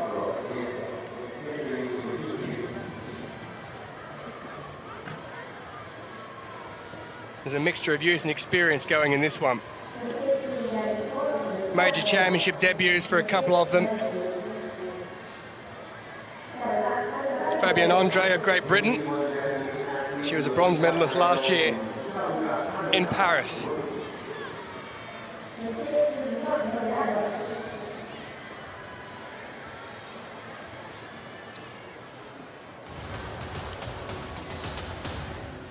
Now, despite this being a T34 event, there is one T33 going in this opening heat.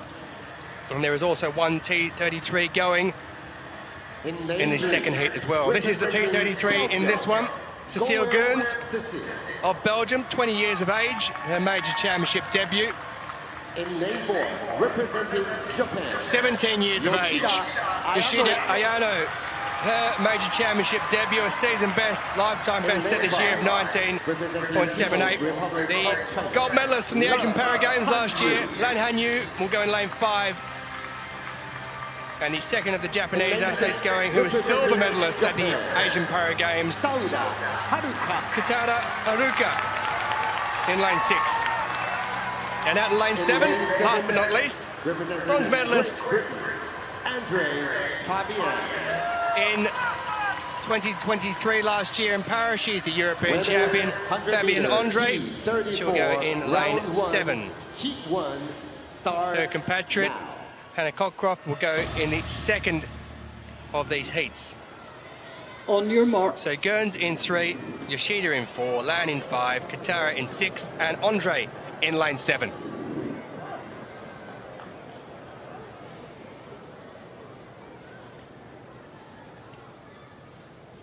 First heat, women's 100 metres T34.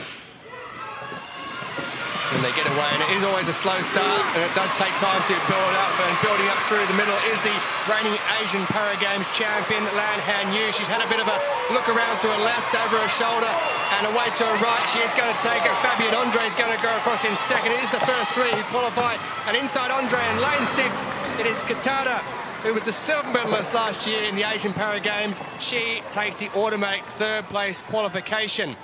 Lan in a time of 18.90 takes first place. Andre in the second position, and Katara in 19.90 of Japan qualifies in third. 20.06 for Yoshida, so she'll have to wait now to see if she goes through as one of those fastest, and 22.61 for Cecile Gerns of Belgium.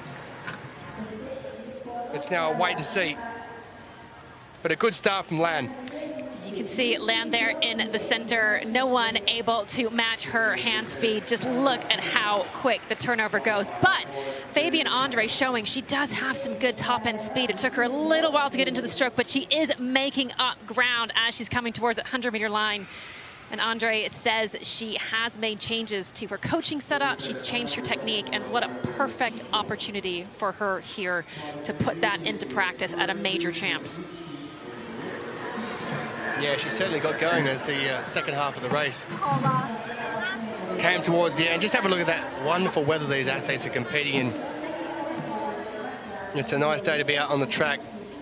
Lan goes through first, Andre in second position, Katara qualifies third, and Yoshida and Gerns will now have to wait to see if they go through as one of those qualifiers. The wind speed, by the way, has just got up above plus 0.2. It's plus 0.21, so we have to keep an eye on that as far as records go, because they wouldn't count as a championship or world record if that is the case. Well, Wen's world record of the women's 100 T37 sensational, 12:27.31 inside her old mark. Taylor Swanson, silver for the United States in her global debut, and Zhang Wenwen, the bronze for China. What a win. We'll be remembering this for a long time. Succeeding the absolutely sensational victor, Karen Palameke from last year. Palameke now's T38. And Taylor Swanson, who just got added to the field. She'd been in able-bodied athletics for years. Just got thrown into the field in Oregon, in Eugene. Did very well. Look at her now. Now, speaking of China, we have had another big move in the women's javelin throw. Maradi Rashnu of Iran was sitting in first, but Lin Si-tong with her first attempt eclipsed that mark, 22.68, an Asian record. And this is significant because, as we've said, at the Para-Asian Games, originally Maradi Rashnu finished ahead of Lin Si-tong. In the end, Lin Si-tong moved from third to first because of those two disqualifications. Now, Lin Si-tong had said at the time she wasn't celebrating that victory because she would have preferred to earn it in a competitive way, but now she has come out and she has eclipsed the mark of Maradi Rashnu.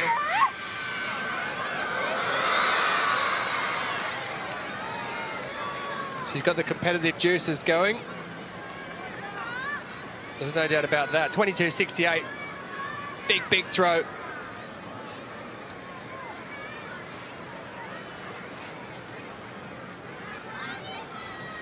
Coming into this, it was 21.79. So for her season, or lifetime best, I should say. Obliterated it.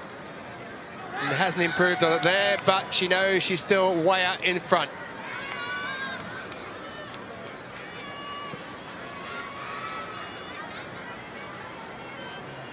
Only 3 left to go after this.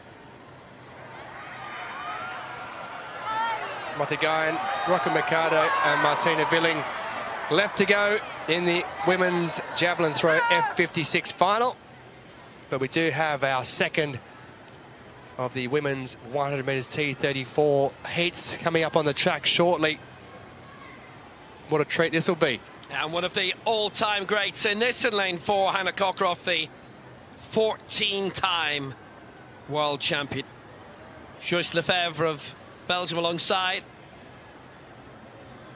There's a T33 in here as well in lane 3 that you can get reacquainted with. But Women's Hannah Cockcroft does not T34 need that. 21-time global champion. So in lane 3, from New South Wales, from Sydney University, coached by the great Louis Savage. 5th in the Commonwealth Games in Birmingham 2 years ago, Sarah Clifton-Bly. In lane 4 for Great Britain, the defending world champion, 7 Paralympic golds, 14 world golds, it's Hannah Cockcroft. In lane 5 for Belgium, Euro bronze in the 1 and the 8 in 2018 in Berlin, it's Joyce Lefebvre. In lane 6 for Japan, bronze in the 100 metres in last year's Asian Games in Hangzhou. Moe Onodera. And in lane 7 for China, bronze in the 800 in the Asian Games last year, Liu Pan. So T34, the wheelchair races in coordination impairment. And in the women's game, there has been one all-time head and shoulders ahead of the rest. On your marks. Clifton-Bly in 3, Cockcroft 4, Lefebvre 5. Onodera 6, Liu Pan in 7. It's the top 3 and the next 2 to go through. Set. And away they go, and Cockcroft is away. Tremendously, Lefebvre in 2nd, Onodera in 3rd, Hannah Cockcroft is away. And well, Claire, something we've been used to seeing for years and years. Cockcroft will take this victory. 16.66, that's the championship record. Just like that. Onodera 2nd, Lefebvre 3rd. 16.67. She was arriving here bang on 8 a.m. this morning. She is a firm member of the wider weight club. Onodera 2nd, Lefebvre in 3rd. They're into the final. And Cockcroft has booked her spot in the best lane. No doubt about that. She just whizzed away. Lefebvre will have her prospects, but the prospects for Hannah Cockcroft are always golden. Wowee! I've been so excited to watch Hannah race because she has said that since the Dubai Grand Prix in February, she completely changed her start technique. And as you can see there, it is extremely effective. And the thing that I really admire about Cockcroft is the fact that she's been winning this event She's been so dominant for so long, and yet she constantly asks herself the question, how can I get faster? Well, she's answering it. She keeps getting faster. Onodera and Lefebvre are also through. That was just absolutely blistering. We were all talking to her the other day on the eve of these championships. She tested the track the day before. They've been based here for a couple of weeks. She thought the track was a bit bumpy, but it's suiting her. Good start. Championship record 16:67 for Hannah Cockcroft, Onodera and Lefebvre. And Liu Pan Pan, the global debutante, are all through. So Cockcroft, the fastest of the bunch by just 2 1/3 seconds, that's all. Onodera, Fabienne Andre. She had a great time at Bydgoszcz. Double gold in the last Europeans. Men's shot put F36 final is just getting underway in a couple of moments' time. This will be the last of the field events to head out for the morning. There's a field of 8 going in this one. Yassine Ganici will also be in it, the reigning champion who set that world record in Paris last year, and Vladimir Zviridov, who's competing as a neutral para-athlete, is the reigning Paralympic champion and a twice European champion as well. Won the gold back in 2013. And it is a strong field going in this one.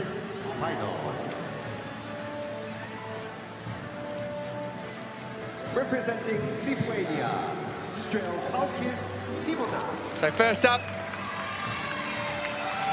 it is Simonas Strelkauskas. Representing NPA, Kokuti Alan Kokoiti,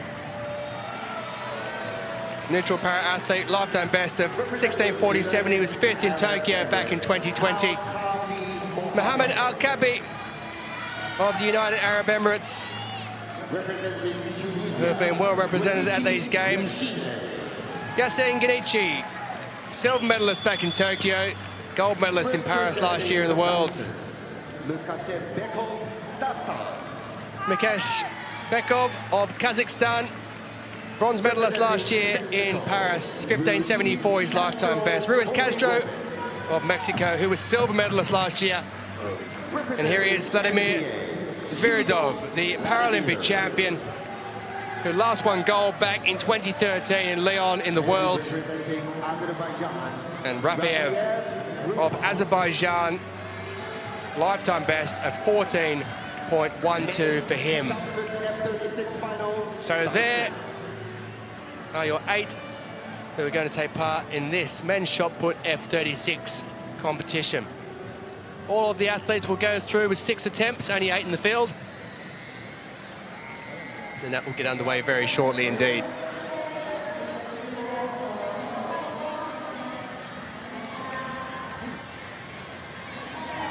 A couple of events still going at the moment, by the way. The women's club throw F51, only 3 in that field. That's coming towards a conclusion. And we also have diagonally where this is taking place, the women's javelin throw F56 final.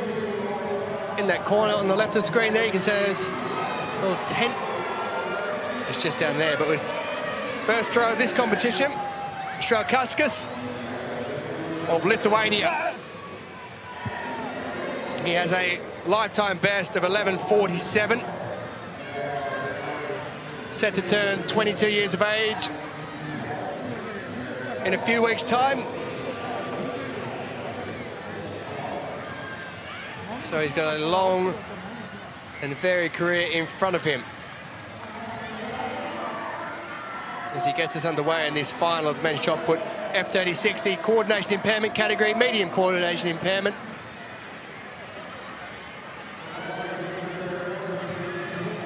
Lithuania have a very strong history of throwing, and it's 10.62 for Strelkauskas. It is a lifetime best straight off the mark for him. As Kokoiti, who's one of 2 neutrals going in this one. And the breeze has just started to whip up a little bit. And you can see there's flags of the judge just on that bottom corner there, so it's going into his face at the moment, even the back of his shirt onto his bib. You can see the wind just taking effect. Didn't matter too much, though. He's out towards that 16-metre mark. Now, he does have a lifetime best of 16:47. So you would expect him to be throwing out around that level.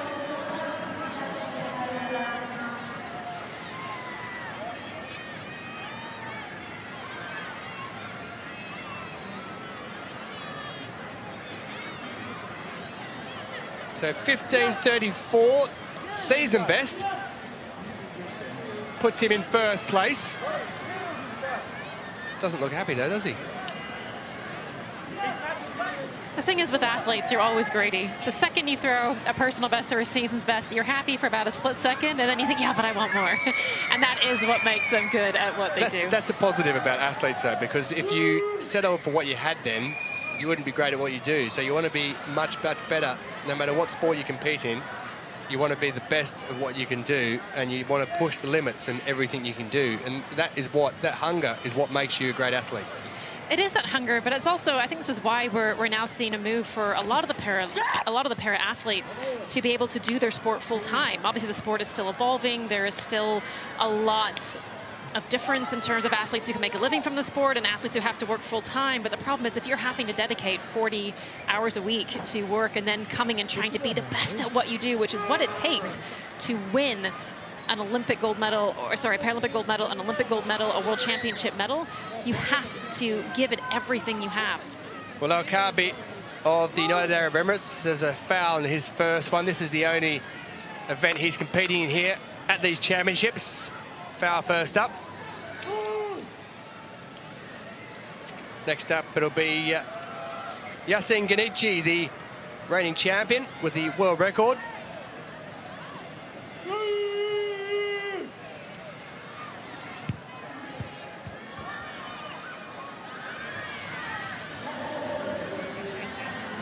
Just while we're waiting for Ganici, the men's 400 metres T12, which is due to get underway this evening. It's been reduced down to just 2 heats now, which means there'll be a redraw for the start list in that one for later on. Ganici, though, happy with his opening effort. He's a man who's always amongst the medals, usually gold. And that one is big. 16:86, that world and championship record he set in Paris last year.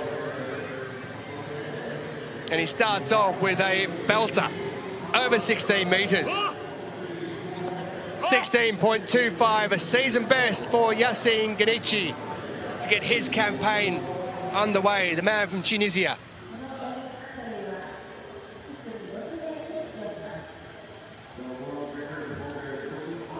Men's 400 metres T37, the opening heat of 2.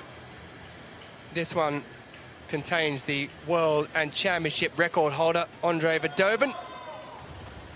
He's also the Paralympic and European champion. 400 meters. Has a silver in the 100 here, gold in the round 1, 200. heat 1. He's now going for the 400. In lane 8, Sofiane Hamdi representing Algeria. of Algeria Hamdi Sofiane. will go out in In lane 7, representing 8. Poland. Kotkowski 5th in the 100, 4th in the 200. Mikhail Kotkowski. He was silver in the 200 here already. Representing Andre Verdovin, David Paralympic champion, European champion. And he won gold here in 200 metres already, going for the double if he can get through the final of this one. Amen Tissaoui of Tunisia, 18 years of age, at his first major championship. In lane 4, representing Thailand. And Apisit Taprom, who was silver in the Asian Para Games last year. Ali Al-Nakli of Saudi Arabia, 400 meter, who was 5th in the 100 and 4th in the 200, does not start in lane 9. So a field of 5. Oh, yeah, Max.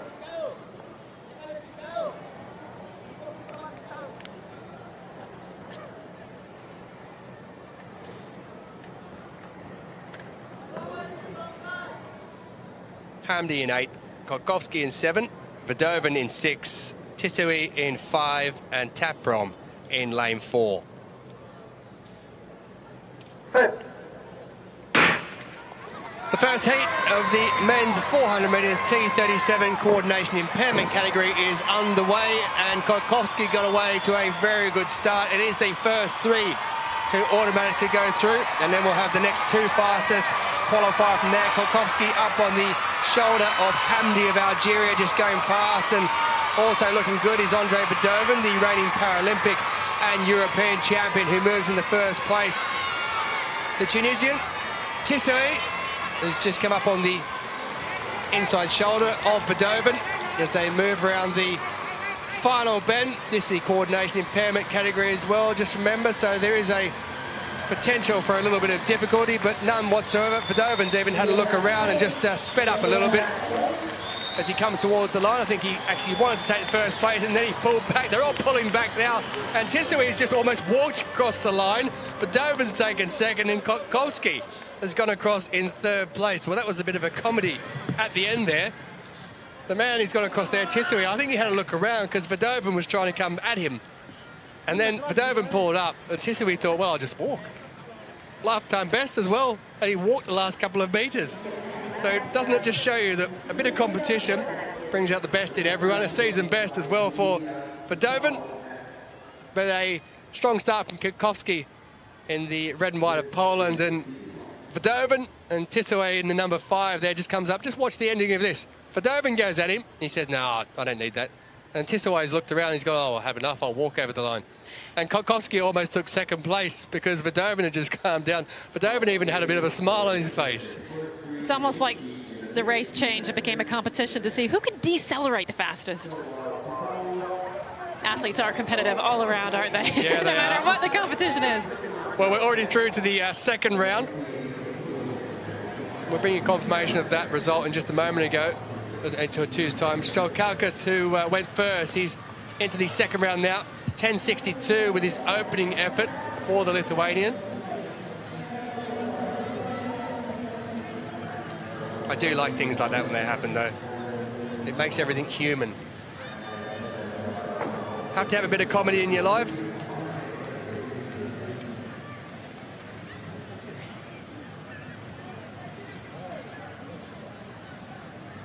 Well, Strelkalkas, he has improved. He's gone up to 11.21, so that season best has got better by, well, about 60 centimetres or so. He stays 6th. Kenichi leads the way. He's on 16.25 with that season best for his opener.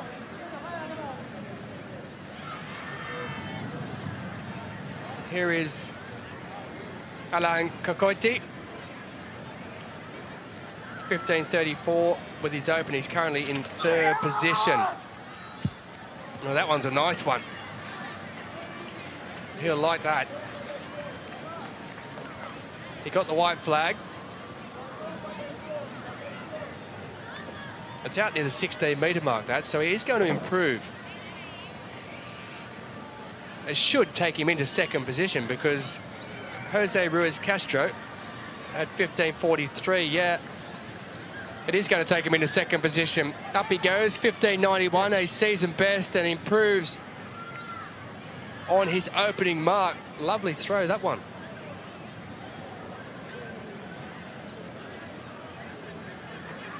Well, we saw a bit earlier he wasn't that happy after his first one. He looks a lot happier now. Arkabi hasn't got a mark yet. Fouled his opener.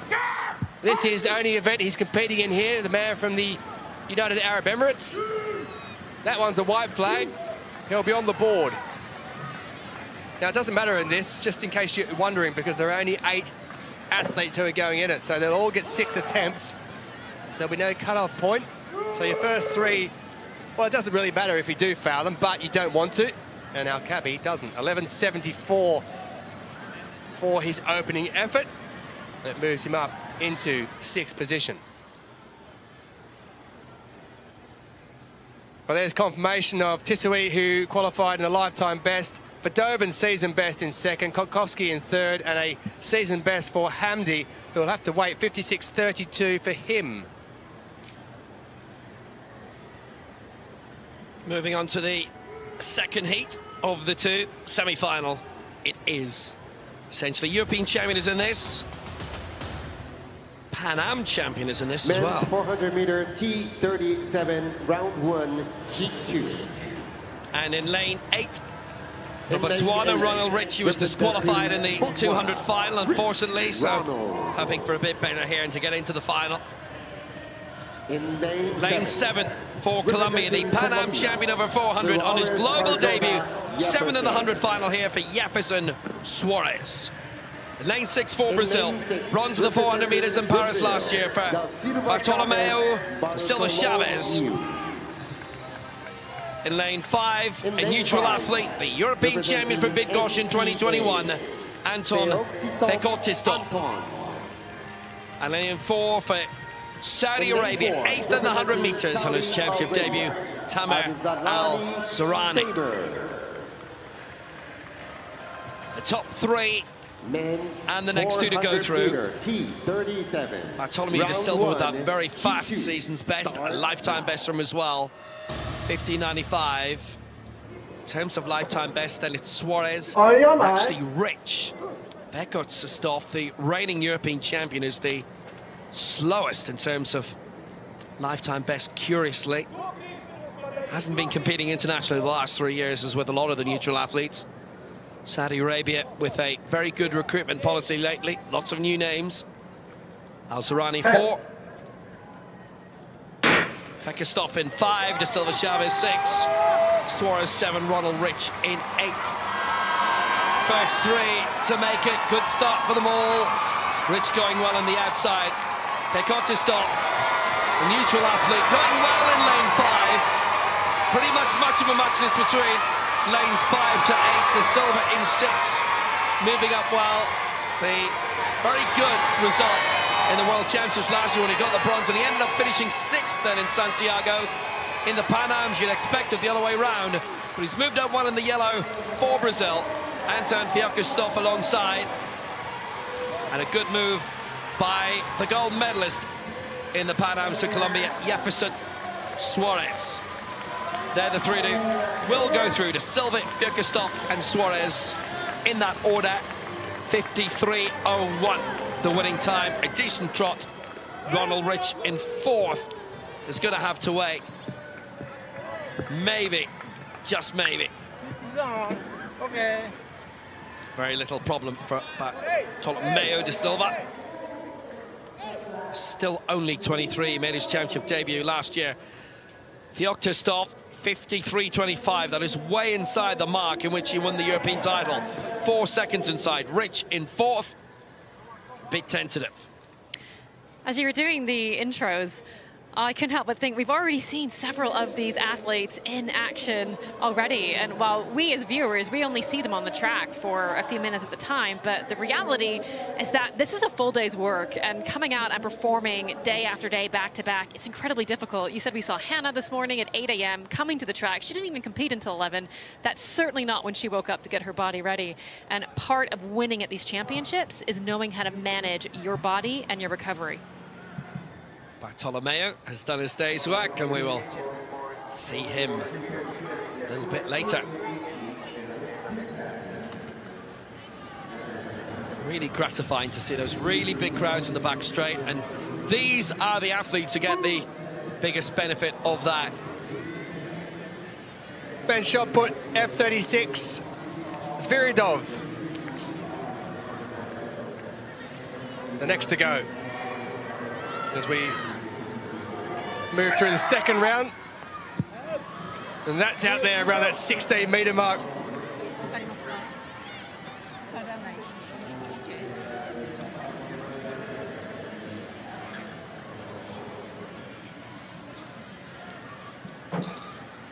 He's the reigning Paralympic champion. But that won't be an improvement because it's a red flag. So he sits still in 5th position after an opening effort of 14 meters.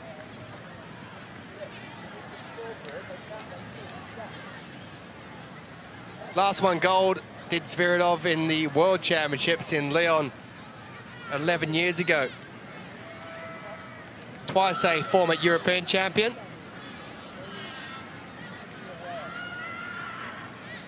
Rafiev of Azerbaijan, he sits 6th. 14.12 is his lifetime best, and that's going to be well short of that. 13.19 with his opener.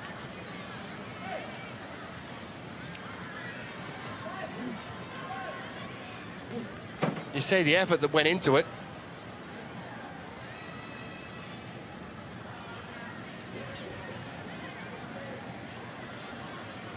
Just the technique lacking, maybe. 13.02. So it is a season best with his opener of 13.19, but no better than that. We're into the 3rd round already. Simonas Straukauskas of Lithuania, who is the first to go. 11.21 with his second. Straukauskas sits 11.47, his lifetime best. He obliterated his season best of 9.81. Just trying to get that turn and snap as quick as he can there when he releases, and through the hips and the power that comes through, and just trying to generate as much as he can. You could just see on that one visually, it looked to almost slip out of his hand, and as he left, he looked to his coach. Field athletes have the advantage of being able to get a little bit of feedback in between throws. He'll be looking to correct on that one for his next attempt. Yeah, 10.07 it was. Kokoiti with his 3rd. He's currently sitting in the silver medal position. 15.91 his best at the moment as he chases down Genichi at the top, the reigning champion. Well, he's given that one some. That's out towards that 16-metre mark. Not sure it'll be as far as his last one. Visually, from when he released, it didn't look quite as far. 15.91 with his second attempt.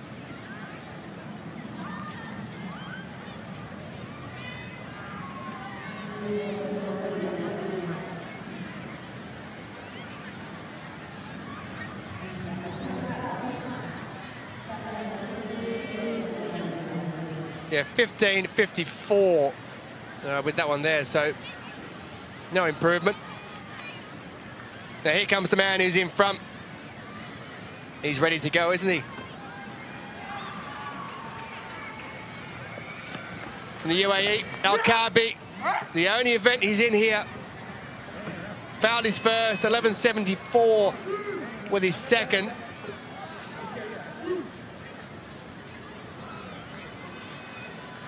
We caught a glimpse there of the athlete from Turkey earlier doing what looked like a sprint, and I think sometimes we forget that shot put is this explosive, powerful event, and often shot putters are excellent sprinters for about 20 meters. Yeah, it was Genichi, actually, the Tunisian who was out there. Here he is now. He was just doing a couple of run-throughs out there. Sorry, you're right, it's the Tunisian. Not the type of person you want to run into down an alley at night time. When he was doing that running there with the headband on, it looked like quite a sight. Anyway, he's ready. Here's Genichi. He's ready to go, and that world record he set in Paris last year, 16.86, just to give you an idea of how far he threw. So it was another 61 centimetres further that he's thrown so far. That one is absolutely blasted out there, stayed just inside the quadrant. It was a weird-looking throw, and he's been fouled because it didn't look like a legal throw. It almost looked like you can just watch here. Yeah, he just comes out really wide, and then he steps over the mark, and he just lost his balance, and I think everything went wrong then, didn't it? We can see the power was certainly there, but just the trajectory looked all wrong from the point of release. Yeah, it almost looked like he threw it. Imagine if you were throwing a ball, it looked a bit like that, and then he generated so much power that when he turned, he went over that board, and that was an easy one for the official to put the red flag up there. Going over the board is definitely a foul, but there also are regulations on how you throw it, and it's why a lot of the men have, you'll see they've got chalk. There he is just lining up that shot put on his neck. It has to be a putting action, not a throwing action. That's what I try and teach the students. They don't listen to me sometimes, but I try. That's over the 14-metre mark for Makashbekov, who's in 4th position. It was 14.17 with his opener. for the man from Kazakhstan.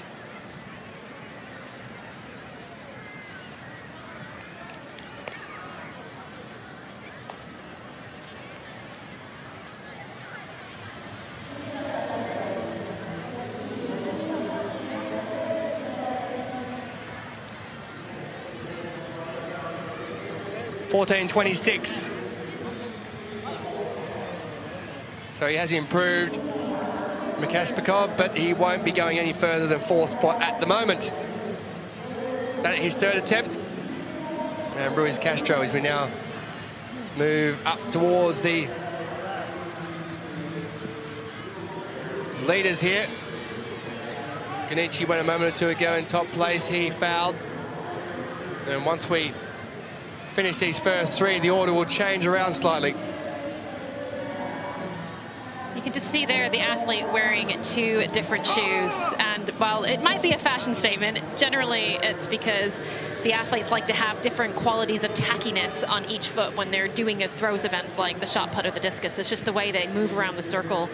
Circle itself can be quite slippery, and sometimes you want to have a bit more friction on one of your feet. So let's just clarify that. Tackiness as in grip. Yes. Not tackiness as in the look. Oh, that is a good clarification, especially if we're talking about style. Yes, that's what I thought. We got that out of the way. I know all about tackiness, trust me.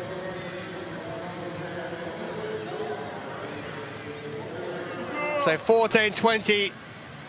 No improvement for Ruiz Castro. He stays in the bronze medal position for the time being.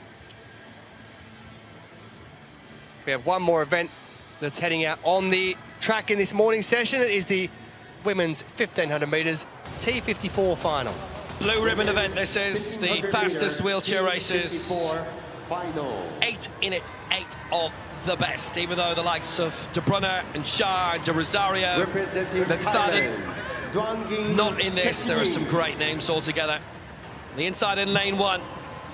8th in the 800 final here. Global debut for Tejane Duangin into the world silver medalist in the 1 and bronze in the 4 last year. History for Mauritius and Noemi Alphonse. On the outside, the new 5,000 metres world champion for China, Tian Yanjuan. In lane 4, 4th in the Commonwealth Games in Birmingham in 2022 for Great Britain and Glasgow, Melanie Woods.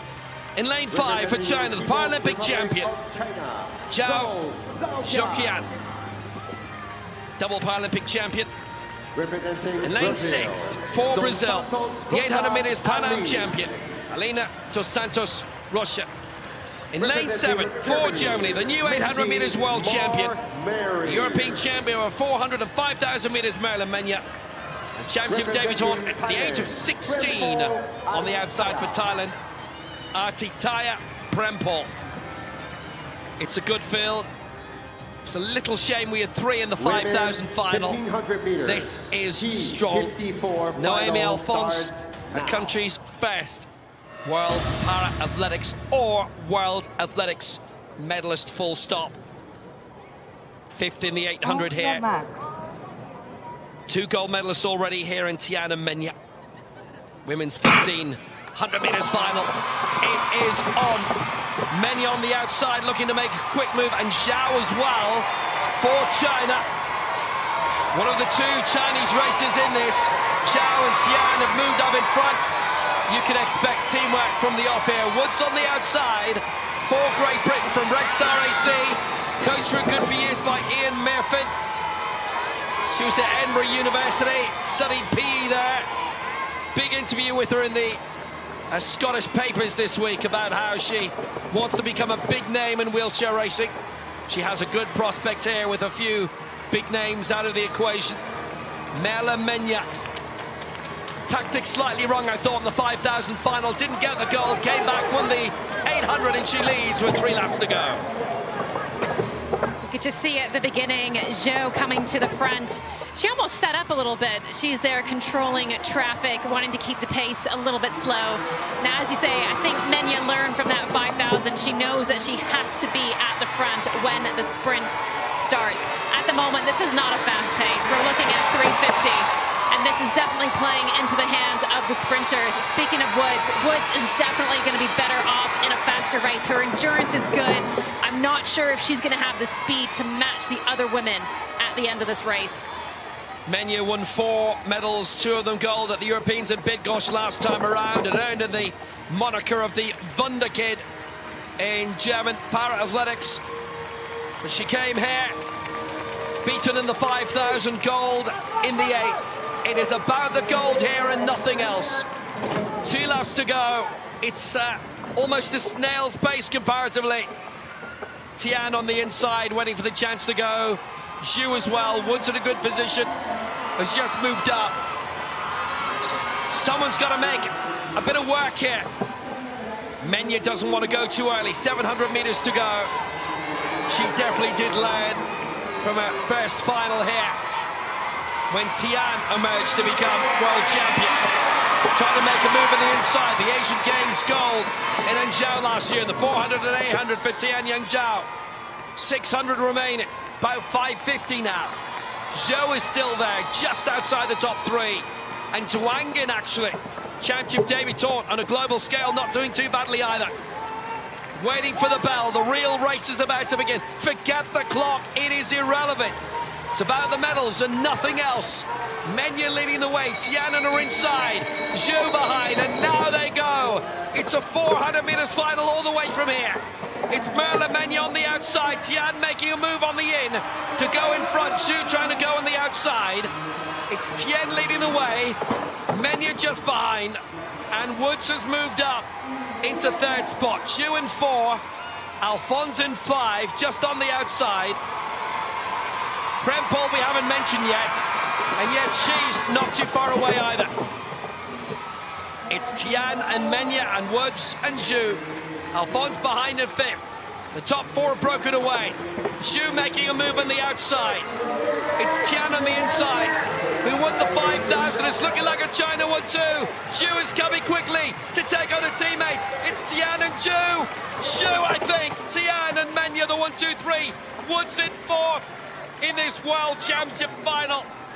What a win. Zhou takes it. And the double Paralympic champion gets her gold. Tian has won, and Zhou has won, and Menya has won. Zhou, Tian, and Menya, the 1-2-3. And she just sat back and pounced on the outside. Tian Yazhuan on the brink of being a double world champion, but not today, she's not. Zhu Zhaoqian just whisked it away. And Merle Menya, gold in the 8, 2nd in the 5, and now bronze in the 1,500 meters final. Well, we knew from the start that this race was going to come down to a sprint, and what 2 Chinese athletes did so well, they got to the front and they controlled that race. But I have to say, Menya did such a great job being in position at the end for the sprint. She just couldn't quite match that speed. But also, look here, Mel Woods. Now, what she did, if you're a wheelchair racer and looking for strategy, it was so clever. She must have flagged that, look, this is going to be a sprint race. This isn't my thing. So what she did was she actually hedged her bets, positioned herself perfectly behind Tian, hoping to get that draft, and look how close she came at the end. And Zhou on the outside took Tian very well. Tian on the way to victory, and Zhou just edging past with a very good win. Menya in 3rd spot.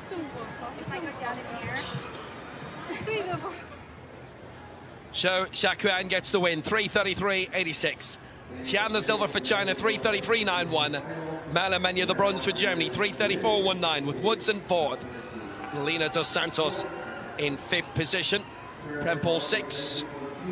And 7th was Alphonse. Yeah, good race there. Bit of a mixed bag. It was really slow until the bell. Nobody did a Marcel Hugin that. Back to the men's shot put, F36. And there's Rafaev with his 4th attempt. He's in 6th position at the moment. Man from Azerbaijan. There are 8 in the field. They're absolutely motoring through this one.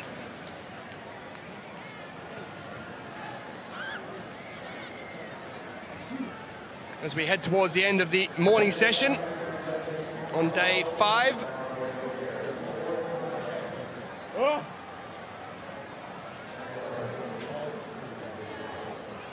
So 12.14. That first season best time, a throw rather, of 13.19 is the best to date. Makashpikov, he's got some going to do if he wants to get himself up into the medals. He's a good metre or more off as it stands. Well, that one's not too bad. It's around that 15-metre mark. Now, his lifetime best is 15.74. Keeps his balance, doesn't overstep.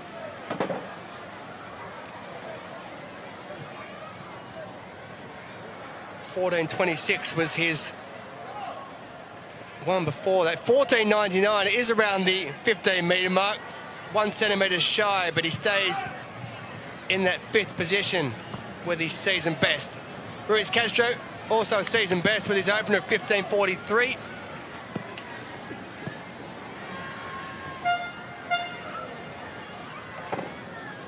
Silver medalist last year, the Mexican, and he was just out of the medals in 4th place, as he is now in the last Paralympic Games in Tokyo. Well, that one's pushing towards 16, but, well, you heard him there. He didn't like that. It was 15.43 with his opener. Straight away, a look of disgust.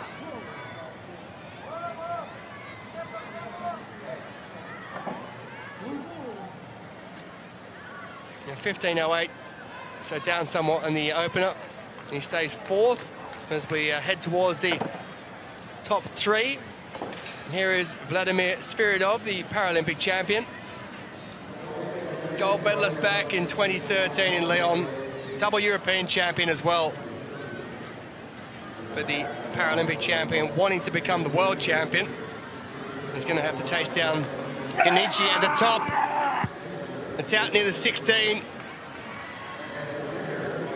But it won't be good enough because Genichi has thrown 16.25 in 1st position. That's 15.91 for Alan Kokoiti, who's in silver at the moment. He gave it everything. He's got a couple more left yet. 15.54. Stays 3rd. And there, that man there is just waiting to go. In a moment or two's time, he'll head off after Alan Kokoiti. Genichi of Tunisia. Always moving, always keeping himself warm. Here's Genichi. Kokoiti has him in his sights.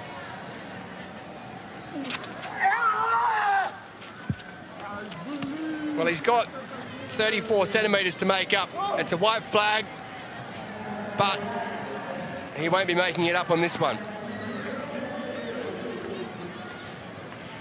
Great balance. Now, I don't think I have ever seen this in a field event. We have both athletes in 2nd and 3rd. Their best mark at 15.91, which means you go to their next best mark to differentiate them. The next best mark is 15.54. So you're having to go back to the next 3rd best mark. Very evenly matched for this silver medal. Well, it's not evenly matched at the very top. Yasin Genichi, who looks like he should be modelling in a magazine, is currently out throwing a shot put in the men's 36 category. Medium coordination impairment, I should say.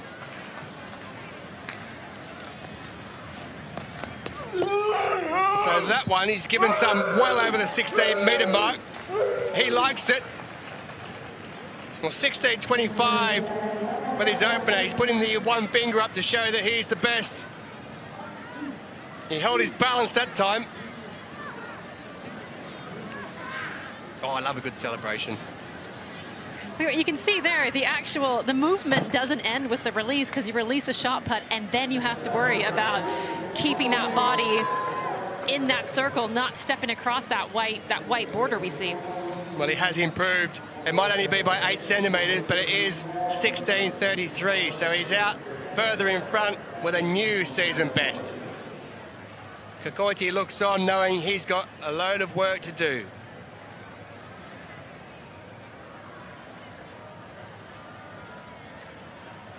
And there's Sviridov.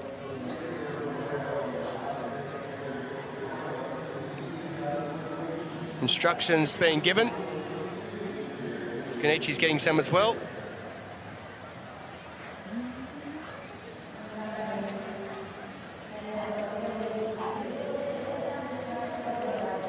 It's always easier when you're at the front, isn't it? Bit of scoreboard pressure. So here is Straukauskas of Lithuania.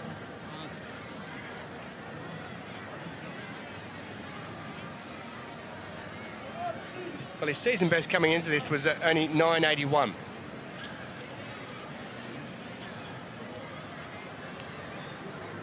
So it's a massive improvement on that. But that one there is a foul. So he has 3 legal attempts at the beginning of 10.62, 11.21 and 10.07, and 2 fouls to follow that afterwards. Al-Kabi.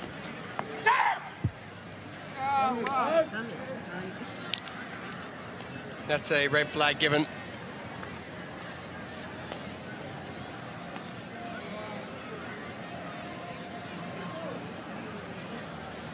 There you can see why. The foot went up onto the board at the front, and that means a red flag from the judge.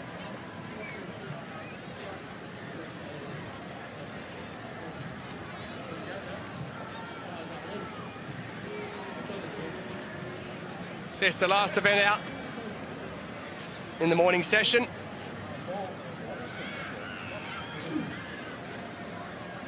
In fairness, they are moving through it really quickly. There's no messing around. It's kind of unusually placed in the schedule, though, to have a field event starting so late in terms of a regular schedule. I thought 10:30 may have been a better starting time. It started just before 11, but that could have been down to the fact there might not have been enough officials available to actually get it underway. Whatever, it doesn't matter. We love our para-athletics, so we'll stay here all day if we have to. And night.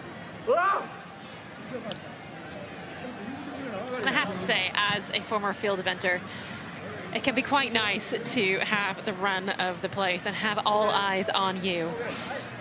It's a different event from what you see on the track, and everything on the track tends to be quite quick and quite dynamic, whereas each athlete is doing it in turn, but it's just a different way that the story builds. We've had a couple of times in the high jumps where Roderick Townsend has had the stadium to himself, both in Paris last year and London at the Olympic Stadium. Muka Speckhoff coming up with his penultimate attempt here, by the way, and it's always fabulous to have that kind of attention, especially if you're a real showman. I don't think it matters whether Roderick Townsend is the only person out there or not. He always has the attention of the crowd. Which Mukas Speckhoff has now. I'll tell you what, Kazakhstan have emerged well as a big para sport nation too, particularly in the power events. He's performing out there in front of a still an excellent crowd, thousands and thousands just around the infield and around the back straight. And 14.74, he didn't improve, so the inspiration was just slightly lacking. There's a smattering of those school children up there in the upper tier, just behind where this shot put is taking place.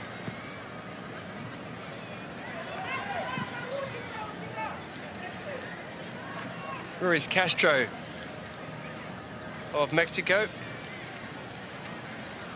medaled last year with a silver in Paris.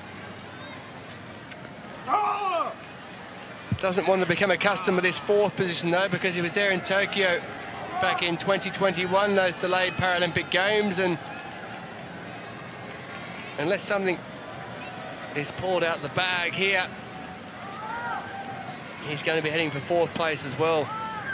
Just the body language doesn't look right there, does it? You can tell as soon as he turns around, he knows he just hasn't got what he wants. You have those days, don't you? you're not going to be on every day as much as you would like to, and definitely when it comes to the World Championships, you want it to be a great day, but they are humans, they're not robots. And so actually what you need to do is know that your average day, your average throw is good enough to make the podium. That's when you can be truly confident.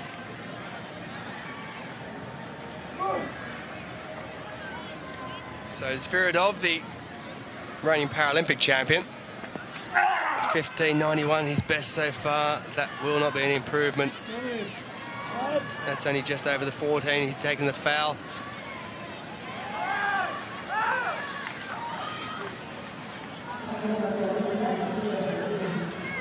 Yeah, didn't like that at all. He's just walked over the mark and said, thank you, don't mark that one.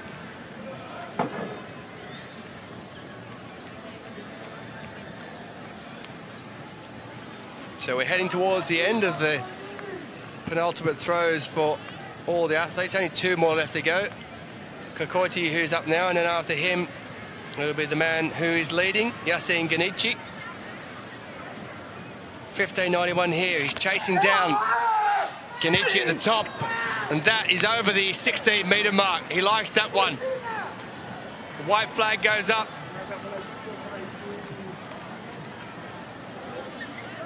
That will be an improvement. Don't think it's enough to catch Ganici, but it will be an improvement. Ganici's out there with a season best 16.33. Now, one thing that will do is it gets us away from the issue of Zvirodov and Kokoiti having exactly the same throws pretty much the whole way through. And he's very close to Ganici. Very, very close. He's been given 16.18. So he's now only 15 centimetres shy of Ganici, the reigning champion and world and championship record holder.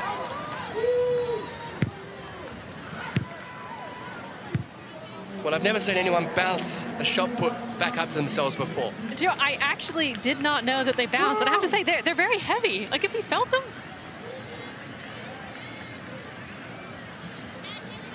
that previous throw has certainly made this final round and this throw a lot more interesting. Yeah, that's no improvement there for Ganici. So there's going to be one more at the top of the pile. You love the emotions, don't you? 1 minute, absolutely thrilled. Next minute, throwing his arms around. What's going on? Then who knows, after his next throw or before his next throw, he may well be in joy because he may be a gold medalist again. We shall see as 8 will work their way through over the next 10 minutes or so. We've seen it happen in so many of the field events here.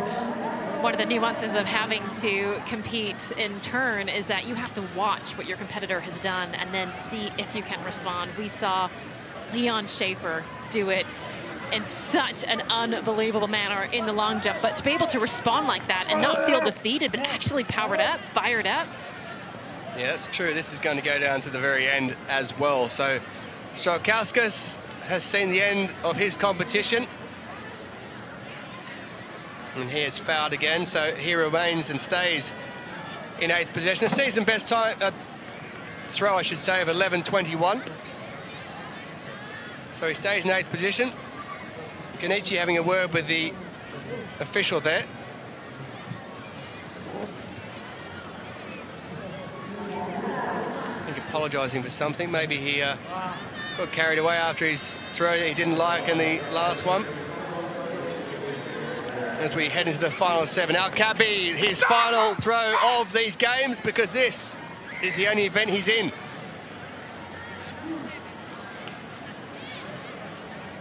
.12.04 with his 4th. He waves and thanks his coach. Nice pirouette, holding his balance. That power that's generated through it does make it really difficult. Everyone looks at the throw and how far that goes, but there's a bit more that goes into it after the release to make sure that you don't actually foul and go across the line. So 11.97 ends Alcabi's championships, and he finishes in 7th place in the men's shot put F36. Dastan Makashpikov of Kazakhstan.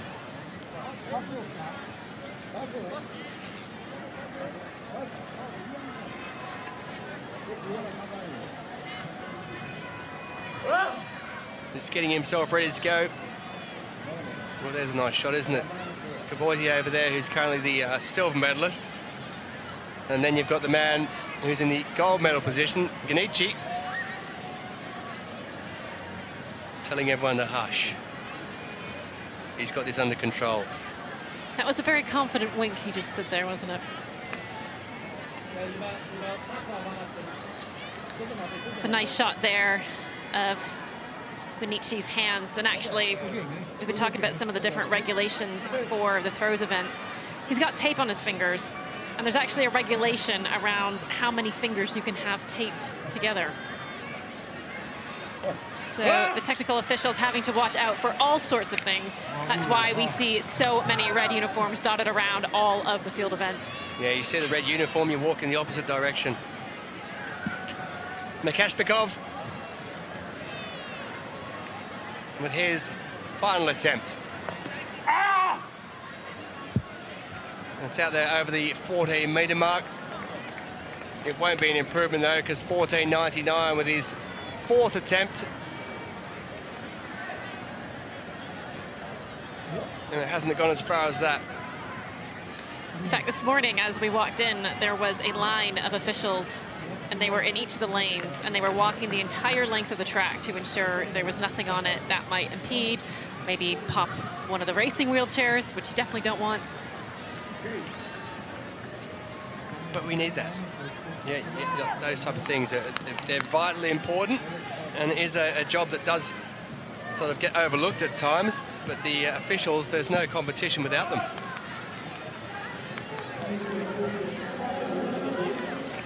Ruiz Castro, his last chance if he wants to get himself into the medals. He's 48 centimetres short of Sviridov, and he'll stay 48 centimetres short. So after finishing fourth in Tokyo in the Paralympic Games, he finishes fourth here at these World Championships. Now, he did pick up the silver last year in Paris. He can't replicate it this year. So later in the year, he'll have to try and pick himself up and get himself into the medals in Paris at the Paralympic Games. So the top three are set. The only question is, in which order? Sviridov is the reigning Paralympic champion. Can he get himself into the gold medal World Championship winning position? Well, that's over. That marker out there, and he's 15.91 at the moment. But that there was big, and he knew it was going to be big, but there's a red flag because he's absolutely flying through the board there at the end. Now, I'd love to have measured that just to see how far it actually was, because it would have been out there towards that 16.33 of what Genichi has. So here's Kavoiti. His last up effort was 16.18. He needs to find another 13 or 15 centimetres just to equal Genichi. He'll need 16 centimetres because he'll have to go past him.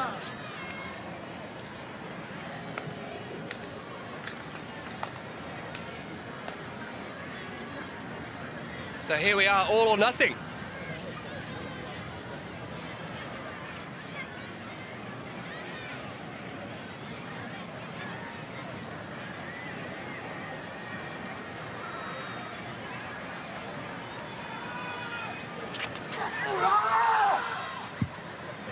And the answer to that is going to be no. So we know who the champion is going to be. Genichi is going to retain his title that he won in Paris last July. Disappointment for Alain Kavoiti.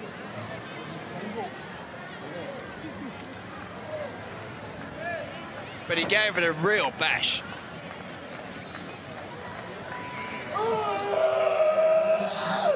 I think that's it. You can hear this man, yes. Genichi realises he has won the gold medal, yes.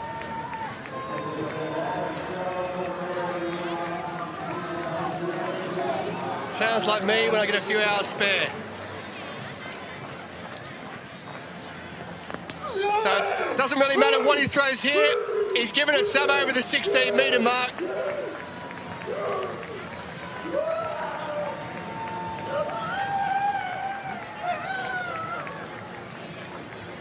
It's gold for Tunisia. It is gold again for Yassine Genichi. 2 World Paralympics Championships in a row. 16:27 with his last. It doesn't matter, 16:33, his best, a season best. He takes the win. Kakoiti with the silver, and Spiridov, the Paralympic champion, picks up the bronze medal. Back-to-back championships for Yassine Genichi.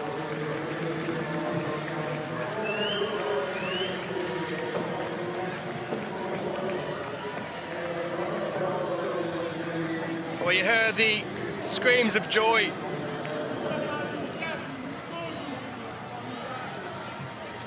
And why wouldn't you? That man there picks up the silver medal, season best for the neutral para-athlete. And it is Vladimir Spiridov also with a season best as well, who has to settle for the bronze medal here at these championships.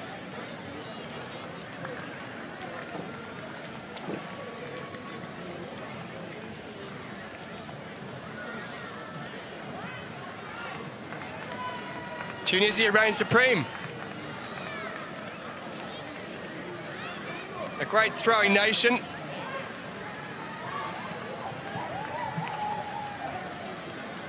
And a great celebration as well. We've seen some wonderful celebrations in the throwing events afterwards. I have to say that is one of the reasons why it is worth sticking them out to the end, because the throwers certainly know how to put on a show. We salute you, sir. This was the women's javelin earlier, the F56. Raisa Machado winning her championship record 24-22. Hashimaya Matagian of Iran and Lin Sitong of China, second and third. Asian record for Lin Sitong as well. And Nelly Jepchi-Sile, who had thrown far, disqualified subsequently. All of her marks had been ruled out.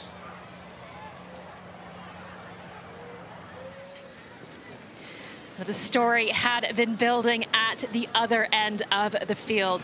This was the rematch from the 2022 Para-Asian Games between Iran and China. Now, Iran thought they had 1 and 2. Lin Sitong of China coming in third. However, both Iranians were disqualified, including this woman, Matagian Moavi. Now, Lin Sitong put Maradi Rashnu of Iran into second place. Up next was Matagian Moavi. And she then went into the lead with that throw, 22-74.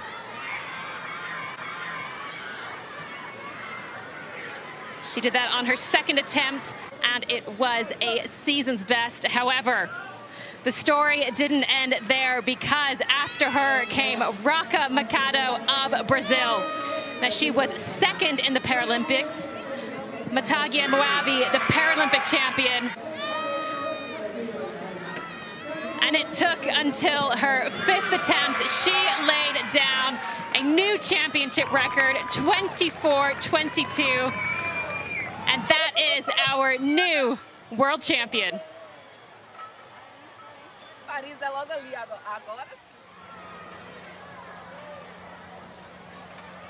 Raca Machado, world record holder, taking the title. Matagian Moavi coming in second, and Lin Sitong in third. Now, Nelly Jepchi-Sile, we thought actually it might have been to do with her chair, but as it turns out, it was a disqualification for possession or use of an electronic device during the competition. Now, this is the women's club throw, F51. There were 3 in this, 2 nations competing, so 1 gold medal, the only prize on offer today. This is Najat Boucharef of Algeria, who finished 5th in the club throw at the Paralympic Games, well supported on that back straight, which was just about full. Thousands and thousands watching. Very keen to see how she would do. 12 meters 70 to take 3rd position. Normally that's a bronze. Unfortunately, not today. So 2 from India in this, so it is an India 1-2. And this is Kashish Lakra, who finished 4th in the club at last year's World Championships in Paris at the Stade Charlotte. 14.56. This is F51. The most restrictive of the seated throwing categories. 14.5 meters to second. Normally a silver. And gold going to Hector Bayan. Bronze last year in Paris. Bronze in the Asian Games in Hangzhou at the end of last year. 20 meters 12. The season's best. That's the only throw to go beyond that mark.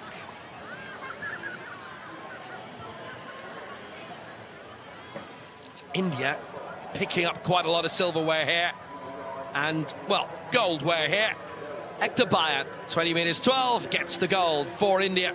Lakra 2nd, Boucharef in 3rd.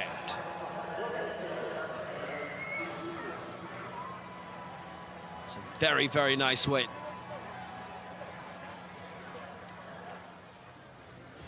Men's long jump T13. Aslanov with the gold medal. Ivan Kano picking up a silver. And Sverd of Norway with a season best jump for him. And here is that jump for the Norwegian. His lifetime best is 6.88. That season best 6.38, which he went past very nicely indeed as he moved into that bronze medal position.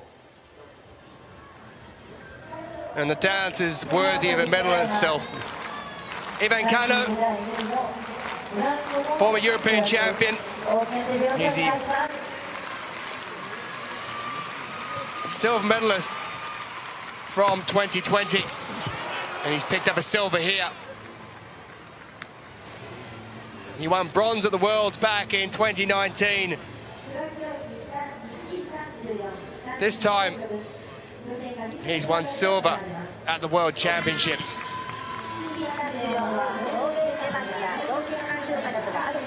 But it's the Paralympic champion who has become the world champion as he looks ahead to defending that Paralympic title later in the year. 7.18 meters for the winner of the men's long jump T13 from Azerbaijan, Orkun Aslanov. Flying through the air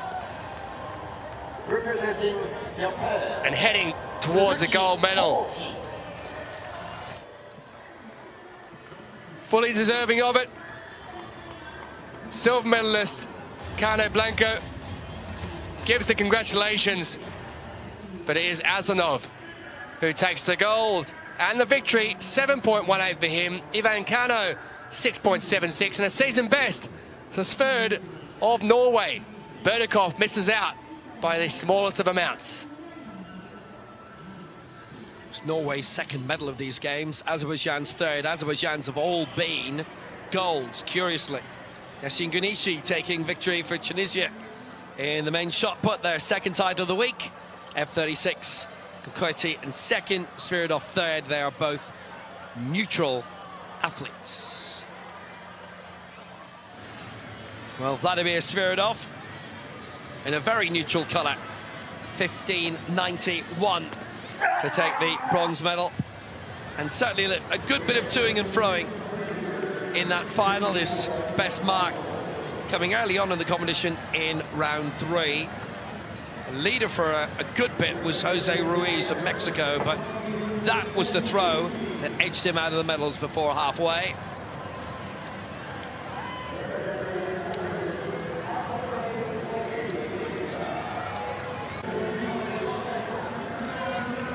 So the bronze for him was level for a long time with Alan Kokoiti. Their top 3 throws were both level, went to double count back, and then Kokoiti chucked this out.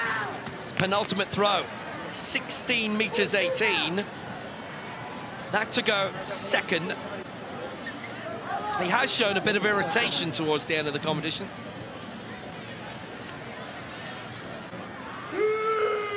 But he has made his way up. This coordination impairment, the second most impaired standing competition, balance problems with the whole body. 16-18, really good. This man throwing further in the round before. This in round 4. Yasin Grinici already leading early on with a 16-25. And this going out to 16-33 to retain the crown.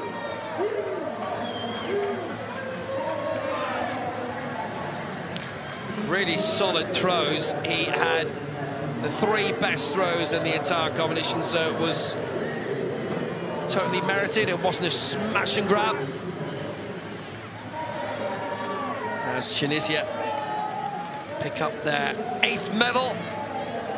Only 3 nations and more than that: the United States, Brazil and China. 2nd title of the week, and worth saluting.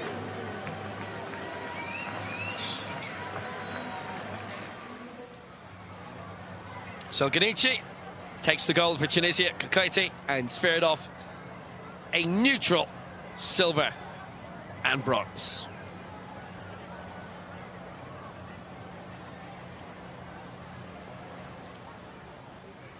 Good event, that. They've still got crowds, you could see in the back straight. Men's 400 metres T37, the opening heat. Tisserand with a lifetime best. Verdovin and Kotkowski are the automatic qualifiers, and Sofo and Hamdi goes through as one of the fastest. Bartolomeu de Silva winning his heat, semi-final effectively. Fechtistov, a big PB, Suarez and Ronald Rich all make it. It's Rich's first final here.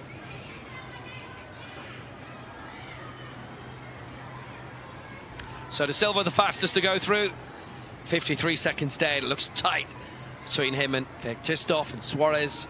Sawi a good chance, Verdovin as well in that 400 T37 final.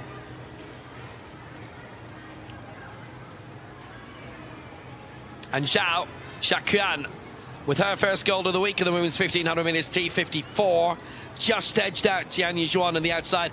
Merla Menya with the bronze to go with her gold in the 8 earlier in the week, and Melanie Woods of Glasgow and Scotland and Great Britain in 4th place.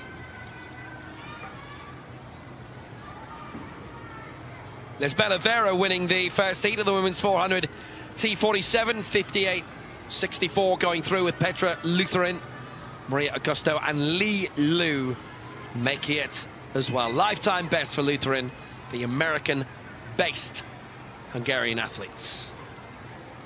Fernanda Yara da Silva, the reigning champion, going through in first place in her semi-final. Julie Ross with a lifetime best.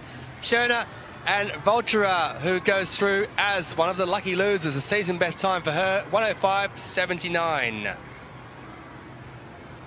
So that's how it looks. Da Silva at the top of the pile, and Tabita Voltura of Romania going through as the 105.79 with her season best, enough for her to see her into the top 8.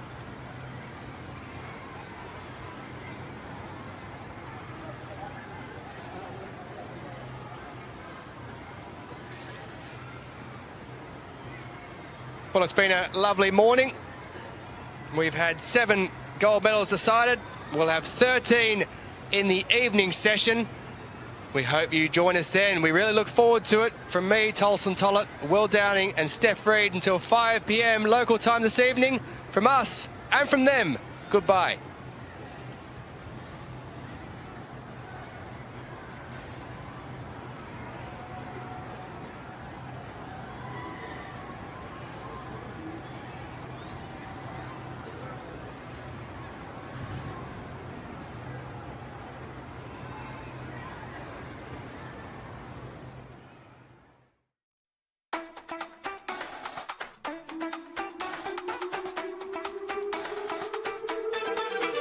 Run it up.